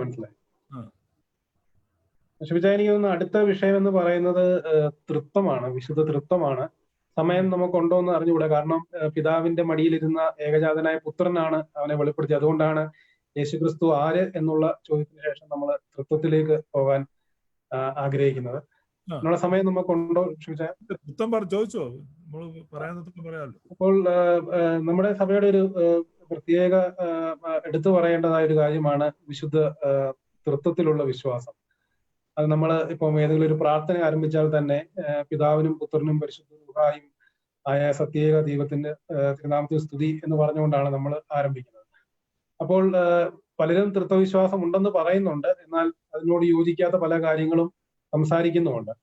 അപ്പോൾ ഈ തൃത്വവിശ്വാസം എന്താണെന്ന് ഒന്ന് ചുരുക്കത്തിൽ ഒന്ന് പറയാമോ? ഞാന്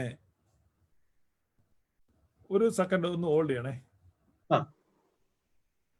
ചിലപ്പോഴാണ് എനിക്കൊരു സാധനം കിട്ടുമായിരിക്കും. കാരണം ഞാൻ ഓർത്ത് വെച്ചിട്ടുണ്ട് ഇത് ആരാ അയച്ചെന്ന്. കിട്ടും, നോക്കട്ടെ.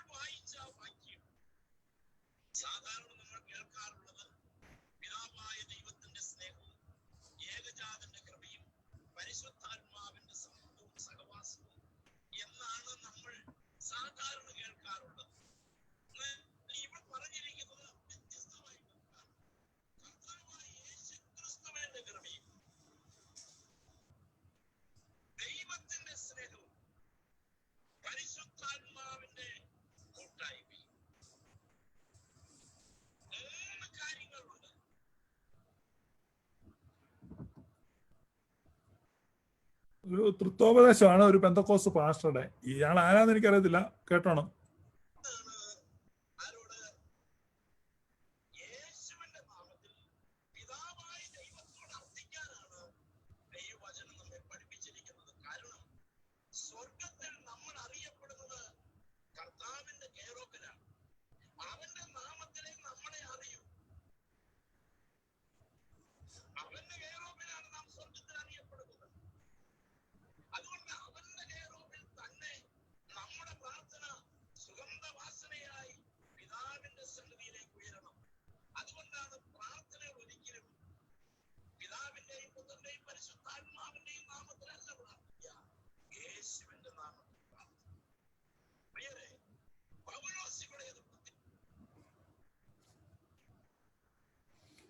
ഇതാണ് ഒരു ശരാശരി പെന്തക്കോസ്തുകാരന്റെ TQ എന്ന് പറയും, തിയോളജിക്കൽ കോൺഷ്യന്റ്. അപ്പൊ ഇതാണ് അദ്ദേഹം പറയുന്നത്. യേശുവിന്റെ പേരിലാണ് നമ്മൾ സ്വർഗത്തിൽ ആർക്കും നമ്മളെ അറിയത്തില്ല, നമുക്കും ആരെയും അറിയത്തില്ല. അപ്പം യേശു കർത്താവ് ഇപ്പൊ ആരായി? യേശു ശശിയായി. കാരണം യേശു കർത്താവ് എന്ന് പറയുകയാണ് ഏകസത്യദൈവമായ നിന്നെയും നീ അയച്ചിരിക്കുന്ന യേശു ക്രിസ്തുവിനെയും അറിയുന്നതാണ് നിത്യജീവൻ. എങ്ങനെ അറിയണം? അടുത്ത അധ്യായത്തിലോട്ട് വരുമ്പോൾ യേശു പറയാണ് നിങ്ങൾക്ക് നേരിട്ട് അറിയാൻ പറ്റത്തില്ല, പരിശുദ്ധാത്മാവ് വരുമ്പോൾ നിങ്ങൾ അറിയും. അപ്പോൾ ഏകസത്യദൈവമായ നിന്നെയും നീ അയച്ചിരിക്കുന്ന യേശു ക്രിസ്തുവിനെയും പരിശുദ്ധ റൂഹായിലൂടെ അറിയുമ്പോഴാണ് നിത്യജീവൻ ഉണ്ടാകുന്നത്. മനസ്സിലായോ? അപ്പൊ partakers in the Trinitarian life എന്നുള്ളതാണ് യേശു പഠിപ്പിച്ചത്. ഈ ഉപദേശി പറയുന്നത് എന്നതാ? യേശുവിന്റെ നാമത്തിൽ പ്രാർത്ഥിക്കണം. നമുക്ക് ഒരുപക്ഷെ അവിടെ ഒന്നും നമുക്ക് ആരും അറിയത്തില്ല. നിങ്ങൾ ദൈവത്തെ അറിഞ്ഞു, വിശേഷാൽ ദൈവം നിങ്ങളെ അറിഞ്ഞുമിരിക്കേ എന്ന പൗലോസ്ലീഹ പറയും. ഇവിടെ പറയുന്നത് എത്ര ദയനീയമാണെന്ന് നിങ്ങൾ കേട്ടോ. ഈ വേറൊരു ക്ലിപ്പ് ഞാൻ കേൾപ്പിക്കാം കേട്ടോ. ഈ ക്ലിപ്പിന് പിന്നെ സ്വല്പം ഒച്ചക്കുറവുണ്ടായിരുന്നു തോന്നല്ലേ? ശബ്ദം കുറവായിരുന്നോ? ഒച്ച അല്പം കുറവാണ്. ഇച്ചിരി ഒച്ച വെക്കാൻ നോക്കട്ടെ.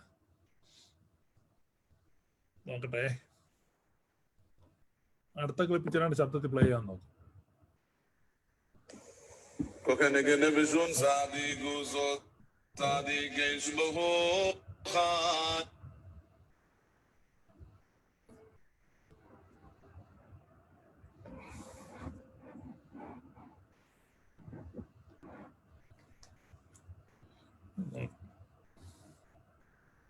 അതൊരു പാട്ടിന്റെ ക്ലിപ്പ് വന്നേ.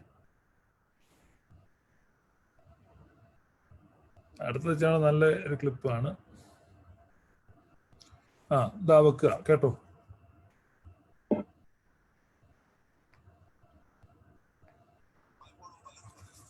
ഇത് ഒച്ച തീരെ ഇല്ല കേട്ടോ. പറയും കാര്യം. ഞാനിത് ഈ ഫോൺ റീസ്റ്റാർട്ട് ചെയ്തോണ്ട് വരാം. അപ്പൊ ശബ്ദം എല്ലാം ഹാങ് ആയി പോകുന്നു. പറഞ്ഞോളൂ. അപ്പം നമ്മള് പിതാവും പുത്രനും പരിശുദ്ധ റൂഹായും ആകുന്ന സത്യേക ദൈവം എന്ന് പറയുമ്പോൾ 3 വ്യത്യസ്ത ദൈവങ്ങളാണെന്ന് ചിലര് ഇതിനെ ആക്ഷേപിക്കാറുണ്ട്. അപ്പം അതിന്റെ ആ യോജിപ്പ് എന്താണ്, അല്ലെങ്കിൽ ആ സാരാംശത്തിൽ ഒന്നാണ് എന്നുള്ള ആ ഒരു അതിനൊന്ന് വളരെ ലളിതമായ രീതിയിൽ ഒന്ന് വിവരിക്കാൻ കഴിയുമോ? ചോദിച്ചാൽ നമ്മൾ പ്രേക്ഷകർക്ക് മനസ്സിലാകത്തക്ക രീതിയിൽ. ദൈവം എന്ന് പറഞ്ഞാൽ എന്താണ് എന്നുള്ളതാണ് നമ്മൾ ആദ്യം മനസ്സിലാക്കട്ടെ. ഇപ്പൊ ഞാൻ ചിലപ്പോ ഒച്ച കൂടിയായിരിക്കും, ഞാൻ നോക്കട്ടെ.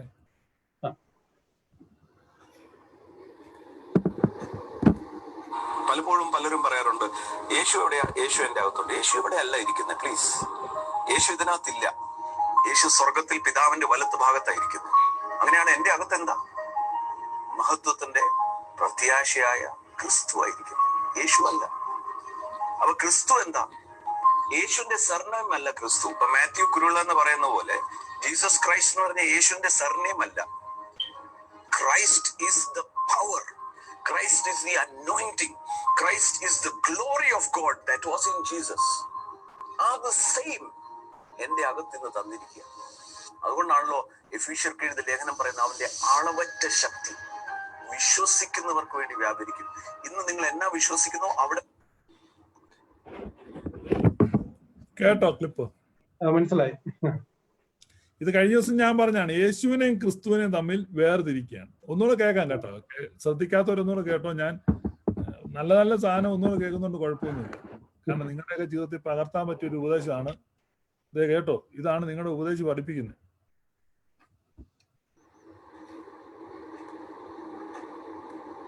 പലപ്പോഴും പലരും പറയാറുണ്ട്, യേശു എവിടെയാ? യേശു എന്റെ അകത്തുണ്ട്. യേശു ഇവിടെ അല്ല ഇരിക്കുന്നത്. പ്ലീസ്, യേശു ഇതിനകത്തില്ല. യേശു സ്വർഗത്തിൽ പിതാവിന്റെ വലത്ത് ഭാഗത്തായിരിക്കുന്നു. അങ്ങനെയാണ് എന്റെ അകത്ത് എന്താ? മഹത്വത്തിന്റെ പ്രത്യാശയായ ക്രിസ്തു ആയിരിക്കും, യേശു അല്ല. അപ്പൊ ക്രിസ്തു എന്താ? യേശുവിന്റെ സർനെയിം അല്ല ക്രിസ്തു. ഇപ്പൊ മാത്യു കുരുള എന്ന് പറയുന്ന പോലെ ജീസസ് ക്രൈസ്റ്റ് എന്ന് പറഞ്ഞ യേശുവിന്റെ സർനെയിം അല്ല. Christ is the power, Christ is the anointing, Christ is the glory of God that was in Jesus. ആ ദ സെയിം എന്റെ അകത്തിന്ന് തന്നിരിക്കുക. അതുകൊണ്ടാണല്ലോ ലേഖനം പറയുന്നത് ഇതാണ് ക്ലാസിക്കൽ ഹെറസി. പറയാൻ പറ്റുന്നു ഒന്നാം തരം ദുരുപദേശം. എന്താണ് പവർ എന്നാണ്. അത് ആരിലും ഉണ്ടായിരുന്നു, യേശുവിലും ഉണ്ടായിരുന്നു. അഡോപ്ഷനിസം ആണ് ഈ പറയുന്നത്. ക്ലാസിക്കൽ ഹെറസിയാണ് ഈ.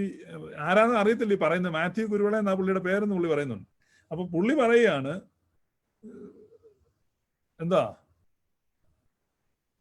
ക്രിസ്തു യേശു സ്വർഗത്തിൽ പിതാവിന്റെ വലത്തുഭാഗത്തിരിക്കുന്നു, നമ്മുടെ ഉള്ളിൽ ഇരിക്കുന്നത് യേശു അല്ല. അല്ല, ക്രിസ്തു പറഞ്ഞത് എന്താണ്? ക്രിസ്തു എന്ന് പറഞ്ഞാൽ ഒരു ഹാലോ ഉണ്ടല്ലോ. ഈ നമ്മൾ പടം വരയ്ക്കുന്ന തലയ്ക്ക് ചുറ്റും വരയ്ക്കുന്ന ഒരു വെളിച്ച വലയം. ഇതാണ് ഇവർ വിശ്വസിക്കുന്നത്. ഇവിടെയാണ് ഈ തിയോട്ടോക്കോസിനെ നിഷേധിക്കുന്നത്. തിയോട്ടോക്കോസിനെ നിഷേധിക്കുക എന്ന് പറഞ്ഞാൽ, അതായത് ഈ ഇവൻ ആരാന്നറിയോ? ഇവൻ മാത്യു കുരുവിള എന്ന് പറഞ്ഞ ഒരാളാണ് ഈ പറയുന്നത്. ഈ മാത്യു കുരുവിള എന്ന് പറയുന്ന ഈ പാസ്റ്റർ നെസ്തോറിനേക്കാൾ അധാർമികനാണ്. കാര്യം നെസ്തോറിയൻ പറഞ്ഞു മറിയം പ്രസവിച്ചത് ക്രിസ്തുവിനെയാണ്, അതുകൊണ്ട് ക്രിസ്റ്റോട്ടോക്കോസ് എന്ന് വിളിക്കാന്ന് പുള്ളി പറഞ്ഞു. ഇങ്ങനെ അതുപോലെ സമ്മതിക്കുന്നില്ല. ഇവനെ അതുപോലെ സമ്മതിക്കുന്നില്ല. ക്രിസ്റ്റോട്ടോക്കോസ് എന്ന് വിളിക്കാമെന്നാണ് നെസ്തോറിയൻ പറഞ്ഞത്. അതല്ല, തിയോട്ടോക്കോസ് ആണെന്നാണ് അലക്സാണ്ട്രിയയിൽ സിറിലും സത്യവിശ്വാസികളും പറഞ്ഞത്. അപ്പൊ ഈ ക്ലിപ്പിൽ കേൾക്കുന്ന ചങ്ങാതി പറയുകയാണ് ക്രിസ്റ്റോട്ടോക്കോസ് പോലും അല്ല, ക്രിസ്തു എന്ന് പറഞ്ഞാൽ എന്താണ്? പിന്നീട് യേശുവിൽ വന്ന് അധിവസിച്ച ഒരു ശക്തിയാണ്. അപ്പൊ ക്രിസ്തു എന്നാൽ ആരാണ്? വ്യക്തിയല്ല, ശക്തിയാണ്. ഈ ദിലീപ് കുര്യന്റെ പെങ്ങൾ എവിടെയുള്ളതാണെങ്കിലും ദയവായി ഇനി വിളിച്ച് ഉപദ്രവിക്കരുത്. എന്താണ് ഈ ആളുകൾ വിളിക്കുന്നത്? ഈ സീസണിൽ മുഴുവൻ ആളുകൾ ഫോൺ വിളിച്ച് ഒറ്റക്കാര്യം ചോദിക്കുന്നത്, അവിടെ കൊറോണ എങ്ങനെയുണ്ട്? കൊറോണ എക്സിറ്റ് ചെയ്തിട്ട് പിന്നെ ജോയിൻ ചെയ്യാം. വന്നു. അപ്പൊ എക്സിറ്റ് ചെയ്യുന്ന സമയത്ത് നമുക്ക് ഫ്രീ ആണല്ലോ, നമുക്ക് ആ ക്ലിപ്പ് ഒന്നുകൂടെ കേട്ട് സന്തോഷിച്ചാലോ? നിങ്ങൾക്ക് വീണ്ടും വീണ്ടും കേൾക്കാൻ ആഗ്രഹം കാണും, ഞാൻ ഒന്നുകൂടെ കേൾപ്പിക്കാം.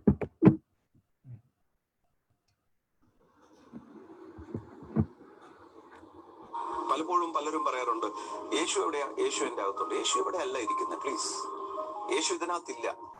യേശു സ്വർഗത്തിൽ പിതാവിന്റെ വലത്ത് ഭാഗത്തായിരിക്കുന്നു. അങ്ങനെയാണ് എന്റെ അകത്ത് എന്താ? മഹത്വത്തിന്റെ പ്രത്യാശയായ ക്രിസ്തു ആയിരിക്കും, യേശു അല്ല. അപ്പൊ ക്രിസ്തു എന്താ? യേശുവിന്റെ സർനെയിം അല്ല ക്രിസ്തു. ഇപ്പൊ മാത്യു കുരുള എന്ന് പറയുന്ന പോലെ ജീസസ് ക്രൈസ്റ്റ് എന്ന് പറഞ്ഞ യേശുവിന്റെ സർനെയിം അല്ല. Christ is the power, Christ is the anointing, Christ is the glory of God that was in Jesus. Are the same. എന്റെ അകത്തുനിന്ന് അപ്പോ ക്രിസ്റ്റോട്ടോക്കോസ് എന്ന് നെസ്തോറിയൻ പറഞ്ഞു. അപ്പൊ ക്രിസ്തു എന്ന് പറഞ്ഞാല് ഒരു വ്യക്തിയല്ല, മറിച്ച് ആരാണ്? ഒരു ശക്തിയാണ്. അപ്പൊ അങ്ങനെ ഒരു വാദം ഒരാൾ ഉന്നയിച്ചാൽ എന്ത് മറുപടി പറയും? എന്നാ മറുപടി പറയും?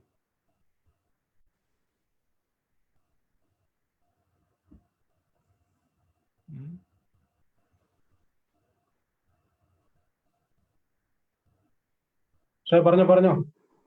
നമുക്കൊരു വാക്യം വായിച്ചേക്കാം. വാക്യം 1 കൊരിന്ത്യർ 1-ാം അധ്യായം 23-ാമത്തെ വാക്യം വായിച്ചു. പണ്ട് പ്രവാചകന്റെ ബുദ്ധിഭ്രമത്തെ തടുക്കുവാൻ ഉരിയാട കഴുത മനുഷ്യവാക്കായി സംസാരിച്ചെന്ന് പറഞ്ഞാൽ ഇവന്റെ ബുദ്ധിഭ്രമത്തെ തടുക്കാൻ ഇനി ഞാനങ്ങ് സംസാരിക്കാം. 1 കൊരിന്ത്യർ 1:23 വായിക്കും. ഞങ്ങളോ ക്രൂശിക്കപ്പെട്ട ക്രിസ്തുവിനെ പ്രസംഗിക്കുന്നു. അപ്പോ കഴിഞ്ഞല്ലോ, ക്രൂശിക്കപ്പെട്ട യേശുവിനെ അല്ലല്ലോ, അതെ, ക്രിസ്തുവിനെ അല്ലേ പ്രസംഗിക്കുന്നേ. അപ്പൊ ക്രിസ്തു എന്ന് പറഞ്ഞാൽ ഒരു ശക്തിയാണെങ്കിൽ ക്രൂശിൽ കയറിയത് എന്താ? ഒരു ശക്തിയാണോ? അതെ. ഇത് ഏത് പൊട്ടൻ ഉപദേശിയാന്ന് എനിക്കറിയത്തില്ല. ഈ ക്ലിപ്പ് കേൾക്കുന്ന ഉപദേശി നീ മനസ്സിലാക്കണം, വി പ്രീച്ച് ക്രൈസ്റ്റ് ക്രൂസിഫൈഡ്, ക്രിസ്തു ക്രൂശിക്കപ്പെട്ടു. ഈ യേശുവിനെയും ക്രിസ്തുവിനെയും കൂടെ ഡിഫറൻഷിയേറ്റ് ചെയ്യുന്ന ഒരു ഹെരസി ഉണ്ട് കേട്ടോ. ആ ഹെരസിയാണ് ഇത് നടക്കുന്നത്. അതാണ് ഈ വോയിസ് ക്ലിപ്പിൽ കേട്ടോണ്ടിരിക്കുന്നത്. അപ്പോൾ ഈ പണ്ട് കാലത്ത് നടന്നതായ ദുരുപദേശങ്ങളാണ് ഇവർ ഈ പൊക്കി പിടിച്ചുകൊണ്ട്. അതെ, അത് തന്നെയാണ്. ഈ ഗൂഗിളിലൊക്കെ പിടിച്ചു കിട്ടുന്നതായിരിക്കും.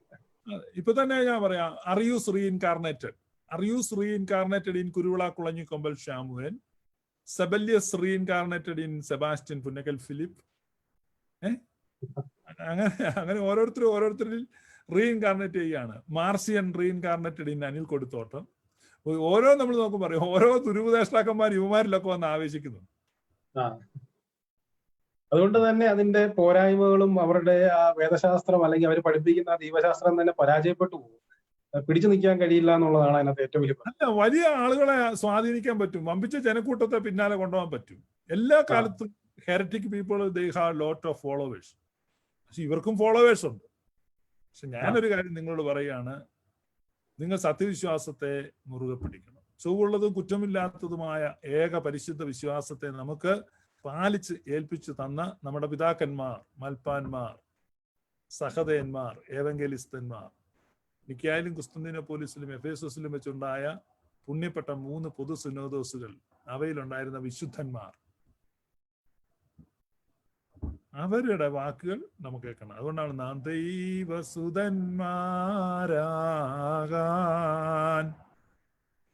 ആയുഷ്കാലത്തിൽ ചൊല്ലി തന്ന താതരയോർക്കേണം. ഇത്രയും ആളുകൾ ഈ ഓർത്തഡോക്സിയിൽ ഓർക്കുന്നത് വിശ്വാസം കൃത്യമായിരിക്കാനാണ്. റഫറൻസ് കൂടുതൽ കൊടുക്കുന്നു. അതിനാണ് തുബ്ദയം വായിക്കുന്നത്. എന്തിനാ തുബ്ദയം വായിക്കുന്നത്? എന്തിനാണ് വിശുദ്ധന്മാരുടെ പെരുന്നാളുകൾ ആഘോഷിക്കുന്നത്? എന്തിനാണ് അവരെ കഴിഞ്ഞ ആഴ്ച യാക്കോബ് വൃത്താനെ ഓർത്തു. യാക്കോബ് വൃത്താനയുടെ ദുഃഖ്രോനെയായിരുന്നു. നമ്മൾ മിനിഞ്ഞാന്ന് മത്തശുമിനെയും 7 മക്കളെയും ഗുരുവായ എലിയാസറിനെയും ഓർത്തു. എന്തിനാ ഓർക്കുന്നു? അവര് പുതിയ നിയമ ചർച്ചിലല്ല, പഴയ നിയമസഭയിലെ അംഗങ്ങളാണ്. അവരെയാണ് പുതിയ നിയമസഭ ആഘോഷിക്കുന്നത്. എന്തിനാണ്? പഴയ നിയമസഭയും പുതിയ നിയമസഭയും രണ്ടല്ല, ഒന്നാണ്.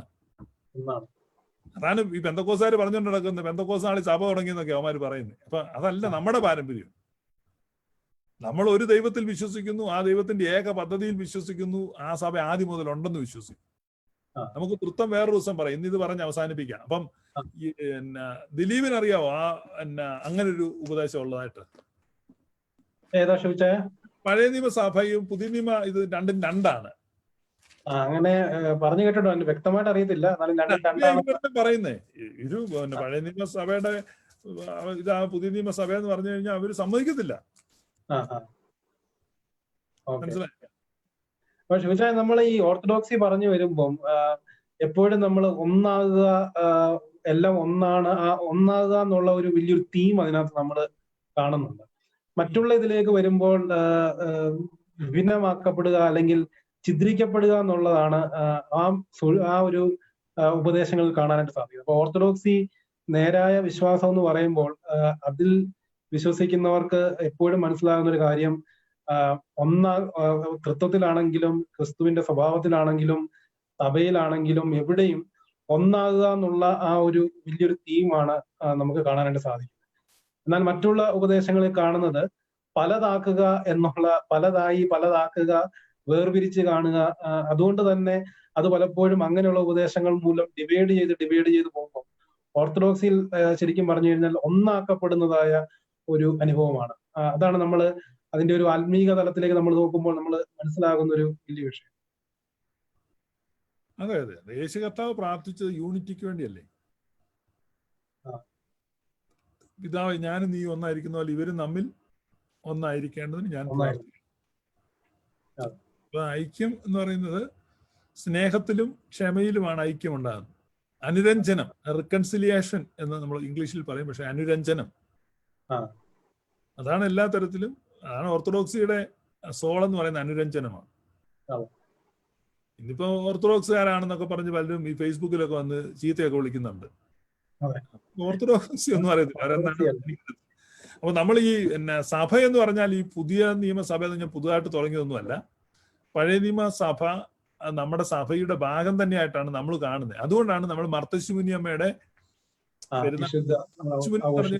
ഏതാണ് ഈ മക്കബിയൻ റിവോൾട്ടിന്റെ കാലഘട്ടത്തിൽ, മക്കാബിയ കലാപം ഉണ്ടാകുന്ന സമയത്ത് രക്തസാക്ഷികളായത് മർത്തശുമുനി 7 മക്കളും അവരുടെ ടീച്ചറായിരുന്ന എലിയാസറും. ഇപ്പൊ നമ്മുടെ മലങ്കരയിൽ ഇപ്പൊ പേരു പള്ളി, തിരുവാർപ്പ് പള്ളി, ഇതൊക്കെ മർത്തശുമുനി പേരിലാണ്, നാമത്തിൽ വെച്ചിരിക്കുകയാണ്. എത്ര ബ്യൂട്ടിഫുൾ തിയോളജി ആണുള്ളത്. പക്ഷെ ഇവരെ സംബന്ധിച്ച് പുതിയ നിയമസഭ, നമുക്കൊരു വാക്യം വേണം വായിക്കാൻ കേട്ടോ, ആളുകൾക്ക് സംശയം വരുന്നുണ്ട്. അപ്പോസ്തലപ്രവൃത്തി 7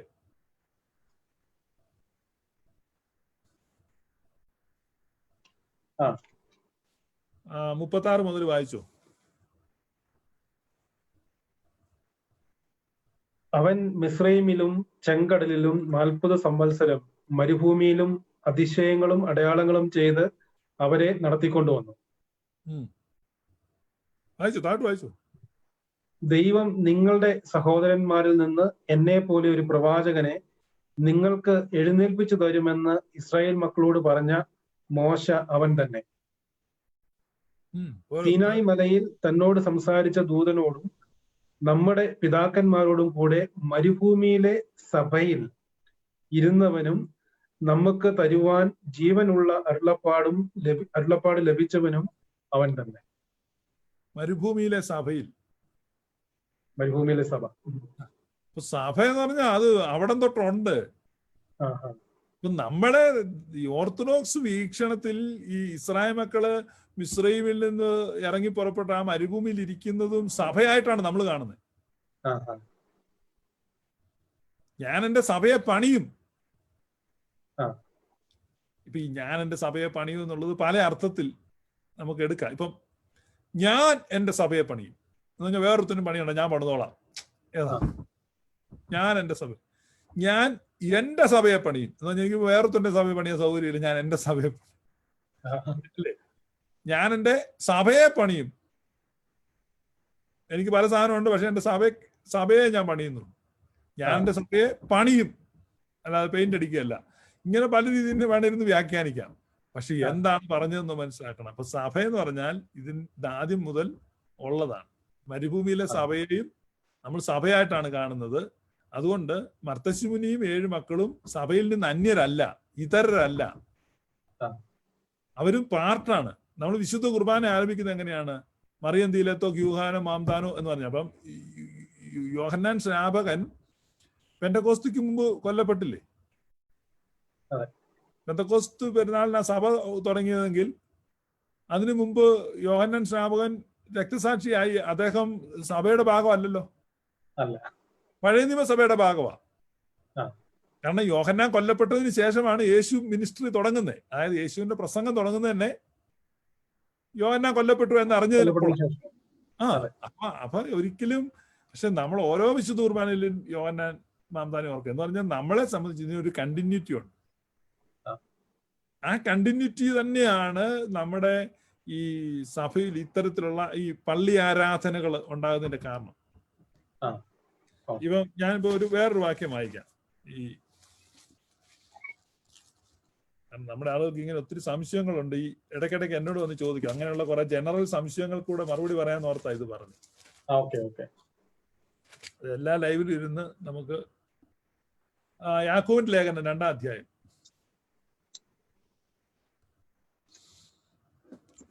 1-2 വാക്യം വായിച്ചു.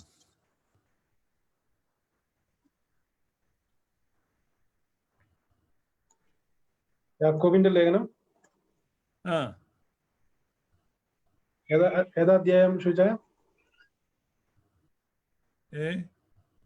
യാക്കോബിന്റെ ലേഖനം അധ്യായവും വാക്യവും ഒന്ന് കേട്ടില്ല. 2:1. സഹോദരന്മാരെ, തേജസ്സുള്ളവനായി നമ്മുടെ കർത്താവായ യേശു ക്രിസ്തുവിൽ വിശ്വസിക്കുന്ന നിങ്ങൾ മുഖപക്ഷം കാണിക്കരുത്. അങ്ങോട്ട് വായിക്കട്ടെ. നിങ്ങളുടെ പള്ളിയിൽ മോടിയുള്ള വസ്ത്രം ധരിച്ചു. നിർത്തിക്കോ. എന്നാണ് പള്ളി ഉണ്ടായിരുന്നു. സിനഗോഗ് എന്നാ എഴുതിയിരിക്കുന്നേ. ഇപ്പൊ ജൂയിഷ് സിനഗോഗിനെ കുറിച്ചാണ് എഴുതുന്നത്. നിങ്ങളുടെ പള്ളിയിൽ. അപ്പൊ ഈ ജൂയിഷ് സിനഗോഗുകളാണ് പിന്നീട് ഓർത്തഡോക്സ് ചർച്ചുകളായ, ഓർത്തഡോക്സ് ചർച്ച് നമ്മുടെ പാരമ്പര്യമുള്ള സഭയുടെ ചർച്ചുകളായിട്ട് കൺവേർട്ട് ചെയ്യപ്പെടുന്നു. പുതിയ പള്ളികൾ നമ്മൾ പണിതപ്പോഴും സിനഗോഗ് മാതൃകയിലാണ് പണിത്. അതുകൊണ്ടാണ് സിനഗോഗിന്റെ രൂപമുള്ളത് സുറിയാനി സഭയുടെ പള്ളികൾക്ക്. സിനഗോഗുമായിട്ട് സാദൃശ്യം വന്നിരിക്കുന്നത്. ഇത് പുതിയ നിയമസഭയിലെ ഒരു ലേഖനത്തിൽ തന്നെ കിടക്കുക. ഇത്രയും തെളിവുള്ളപ്പം ഈ പെന്തക്കോസുകാർ വന്നേച്ച് ചോദിക്കുമ്പോൾ ഉത്തരവില്ല. എന്നാ പള്ളി ഉണ്ടാക്കിയത്? പള്ളി ഉണ്ടാക്കാൻ ആരെങ്കിലും പറഞ്ഞായിരുന്നു? പള്ളി ഉണ്ടായിരുന്നു. പള്ളി ഉണ്ടാക്കാൻ ആരാ പള്ളി ഉണ്ടാക്കാൻ പറഞ്ഞ്? എന്തിനാ പള്ളി ഉണ്ടാക്കുന്നത്? ഇങ്ങനെ ഇരുന്ന് അങ്ങ് ചോദിക്കുക. മനസ്സിലായോ? വീട്ടിലായിരുന്നു ആദിമസഭ. ആര് പറഞ്ഞു വീട്ടിലായിരുന്നെന്ന്? പള്ളി വരുന്ന കാര്യം അവിടെ ബൈബിളിൽ തന്നെ എഴുതി വെച്ചിരിക്കുന്നു. പള്ളി ഇല്ലാതിരുന്ന സ്ഥലങ്ങളിലാണ് വീടുകളിൽ കൂടിയത്. ആ വീടുകളിൽ കൂടിയ കൂട്ടായ്മ എപ്പോൾ സ്വാതന്ത്ര്യം കിട്ടിയോ, എപ്പോൾ സാവകാശം കിട്ടിയോ, അപ്പോൾ തന്നെ അവർ അടുത്ത ചെയ്ത് പള്ളി ഉണ്ടാക്കായിരുന്നു. ഇപ്പൊ പള്ളി ഇല്ലാത്തവര് വീടുകളിൽ കൂടിയതിരിക്കും. ഇപ്പൊ തന്നെ ഈ യാക്കോബായക്കാരെ ഓർത്തഡോക്സുകാരെ ഇറക്കി വിട്ടപ്പോ അവർ റബ്ബർ തോട്ടത്തിൽ കുർബാന ചൊല്ലി. വഴി സൈഡിൽ കുർബാനയില്ലേ, അവർക്ക് പള്ളിയില്ല. പിന്നെ അവരെന്ത് ചെയ്യുക, പള്ളി ഉണ്ടാക്കാൻ നോക്കുകയാണ്. അപ്പൊ എന്ന് പറഞ്ഞാൽ ഒരു ഇന്റർവ്യൂ പീരീഡില് പള്ളി ഇല്ലാതിരുന്നപ്പം വീടുകളിലോ പിന്നെ പുഴവക്കത്ത് പൗലുസ്ലിയ പ്രസംഗിച്ചു. പുഴവക്കത്ത് സ്ത്രീകൾ തുണി അലക്കി വിരിച്ചോണ്ടിരിക്കുന്നുണ്ട്. അപ്പൊ അങ്ങനെയാണല്ലോ ഈ 16-ാം അധ്യായത്തിൽ നമ്മുടെ ലിദിയായൊക്കെ കിട്ടുന്ന അവിടുന്ന്, അങ്ങനെ പുഴവക്കത്തിൽ. അപ്പൊ അങ്ങനെ പല സ്ഥലത്തും പ്രസംഗിക്കുകയും പ്രാർത്ഥിക്കുകയും ഒക്കെ ചെയ്തിട്ടുണ്ട്. പക്ഷെ സാവകാശം കിട്ടിയപ്പോൾ പള്ളികൾ ഉണ്ടാക്കി. അതുകൊണ്ട് ഈ പള്ളി ഉണ്ടെന്ന് ഓർത്ത് ആരും വിഷമിക്കേണ്ട. പള്ളി ഉള്ളതൊക്കെ പാരമ്പര്യം തന്നെയാണ്, അതും ആദ്യം മുതലുള്ളതാണ്. ഇതാണ് നമുക്ക് പറയാനുള്ളത്. നമുക്ക് ഇന്നത്തെ വൈൻഡപ്പ് ചെയ്യാം. നമ്മൾ മാതാവിന്റെ നോയമ്പ് നടന്നുകൊണ്ടിരിക്കുകയാണ്. മാതാവിന്റെ ഒരു പാട്ട് നമുക്ക് പ്ലേ ചെയ്ത് നമുക്ക് അവസാനിപ്പിക്കാം. ഏത് പാട്ടാ പ്ലേ ചെയ്യേണ്ടി?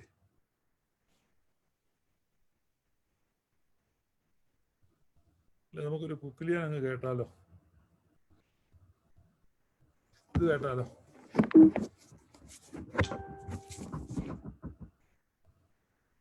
ഇന്നാൾ സ്തുതിയോട് കേൾക്കാം.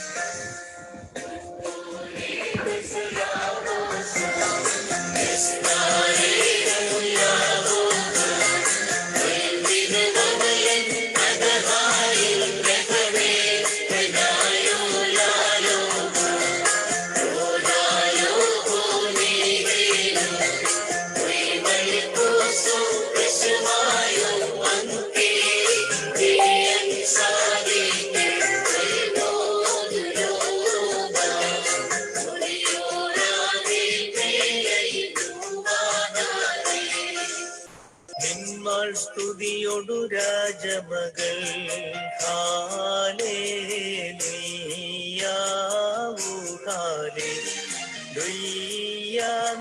ബലമായി രാജപാമിനിയും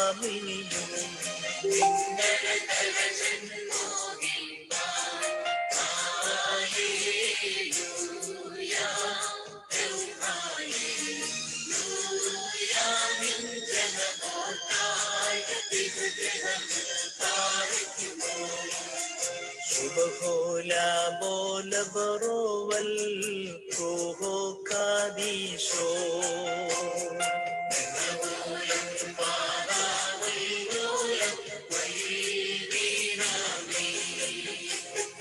Bhaktar pugacha bhajaname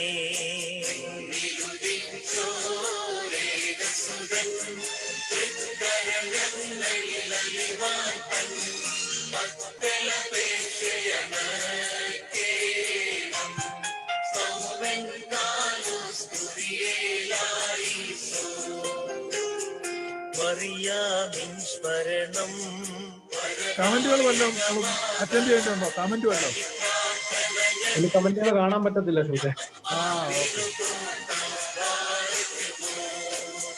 Subhola bola baroval proho kadisho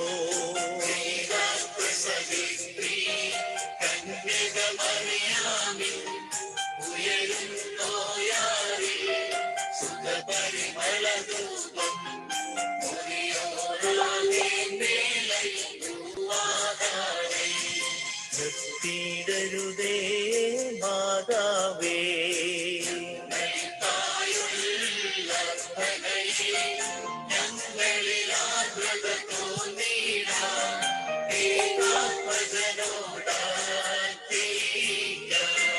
ഭയവാൻ പല പോലെ തളർത്തിടുമേ. ഹല്ലേലൂയ.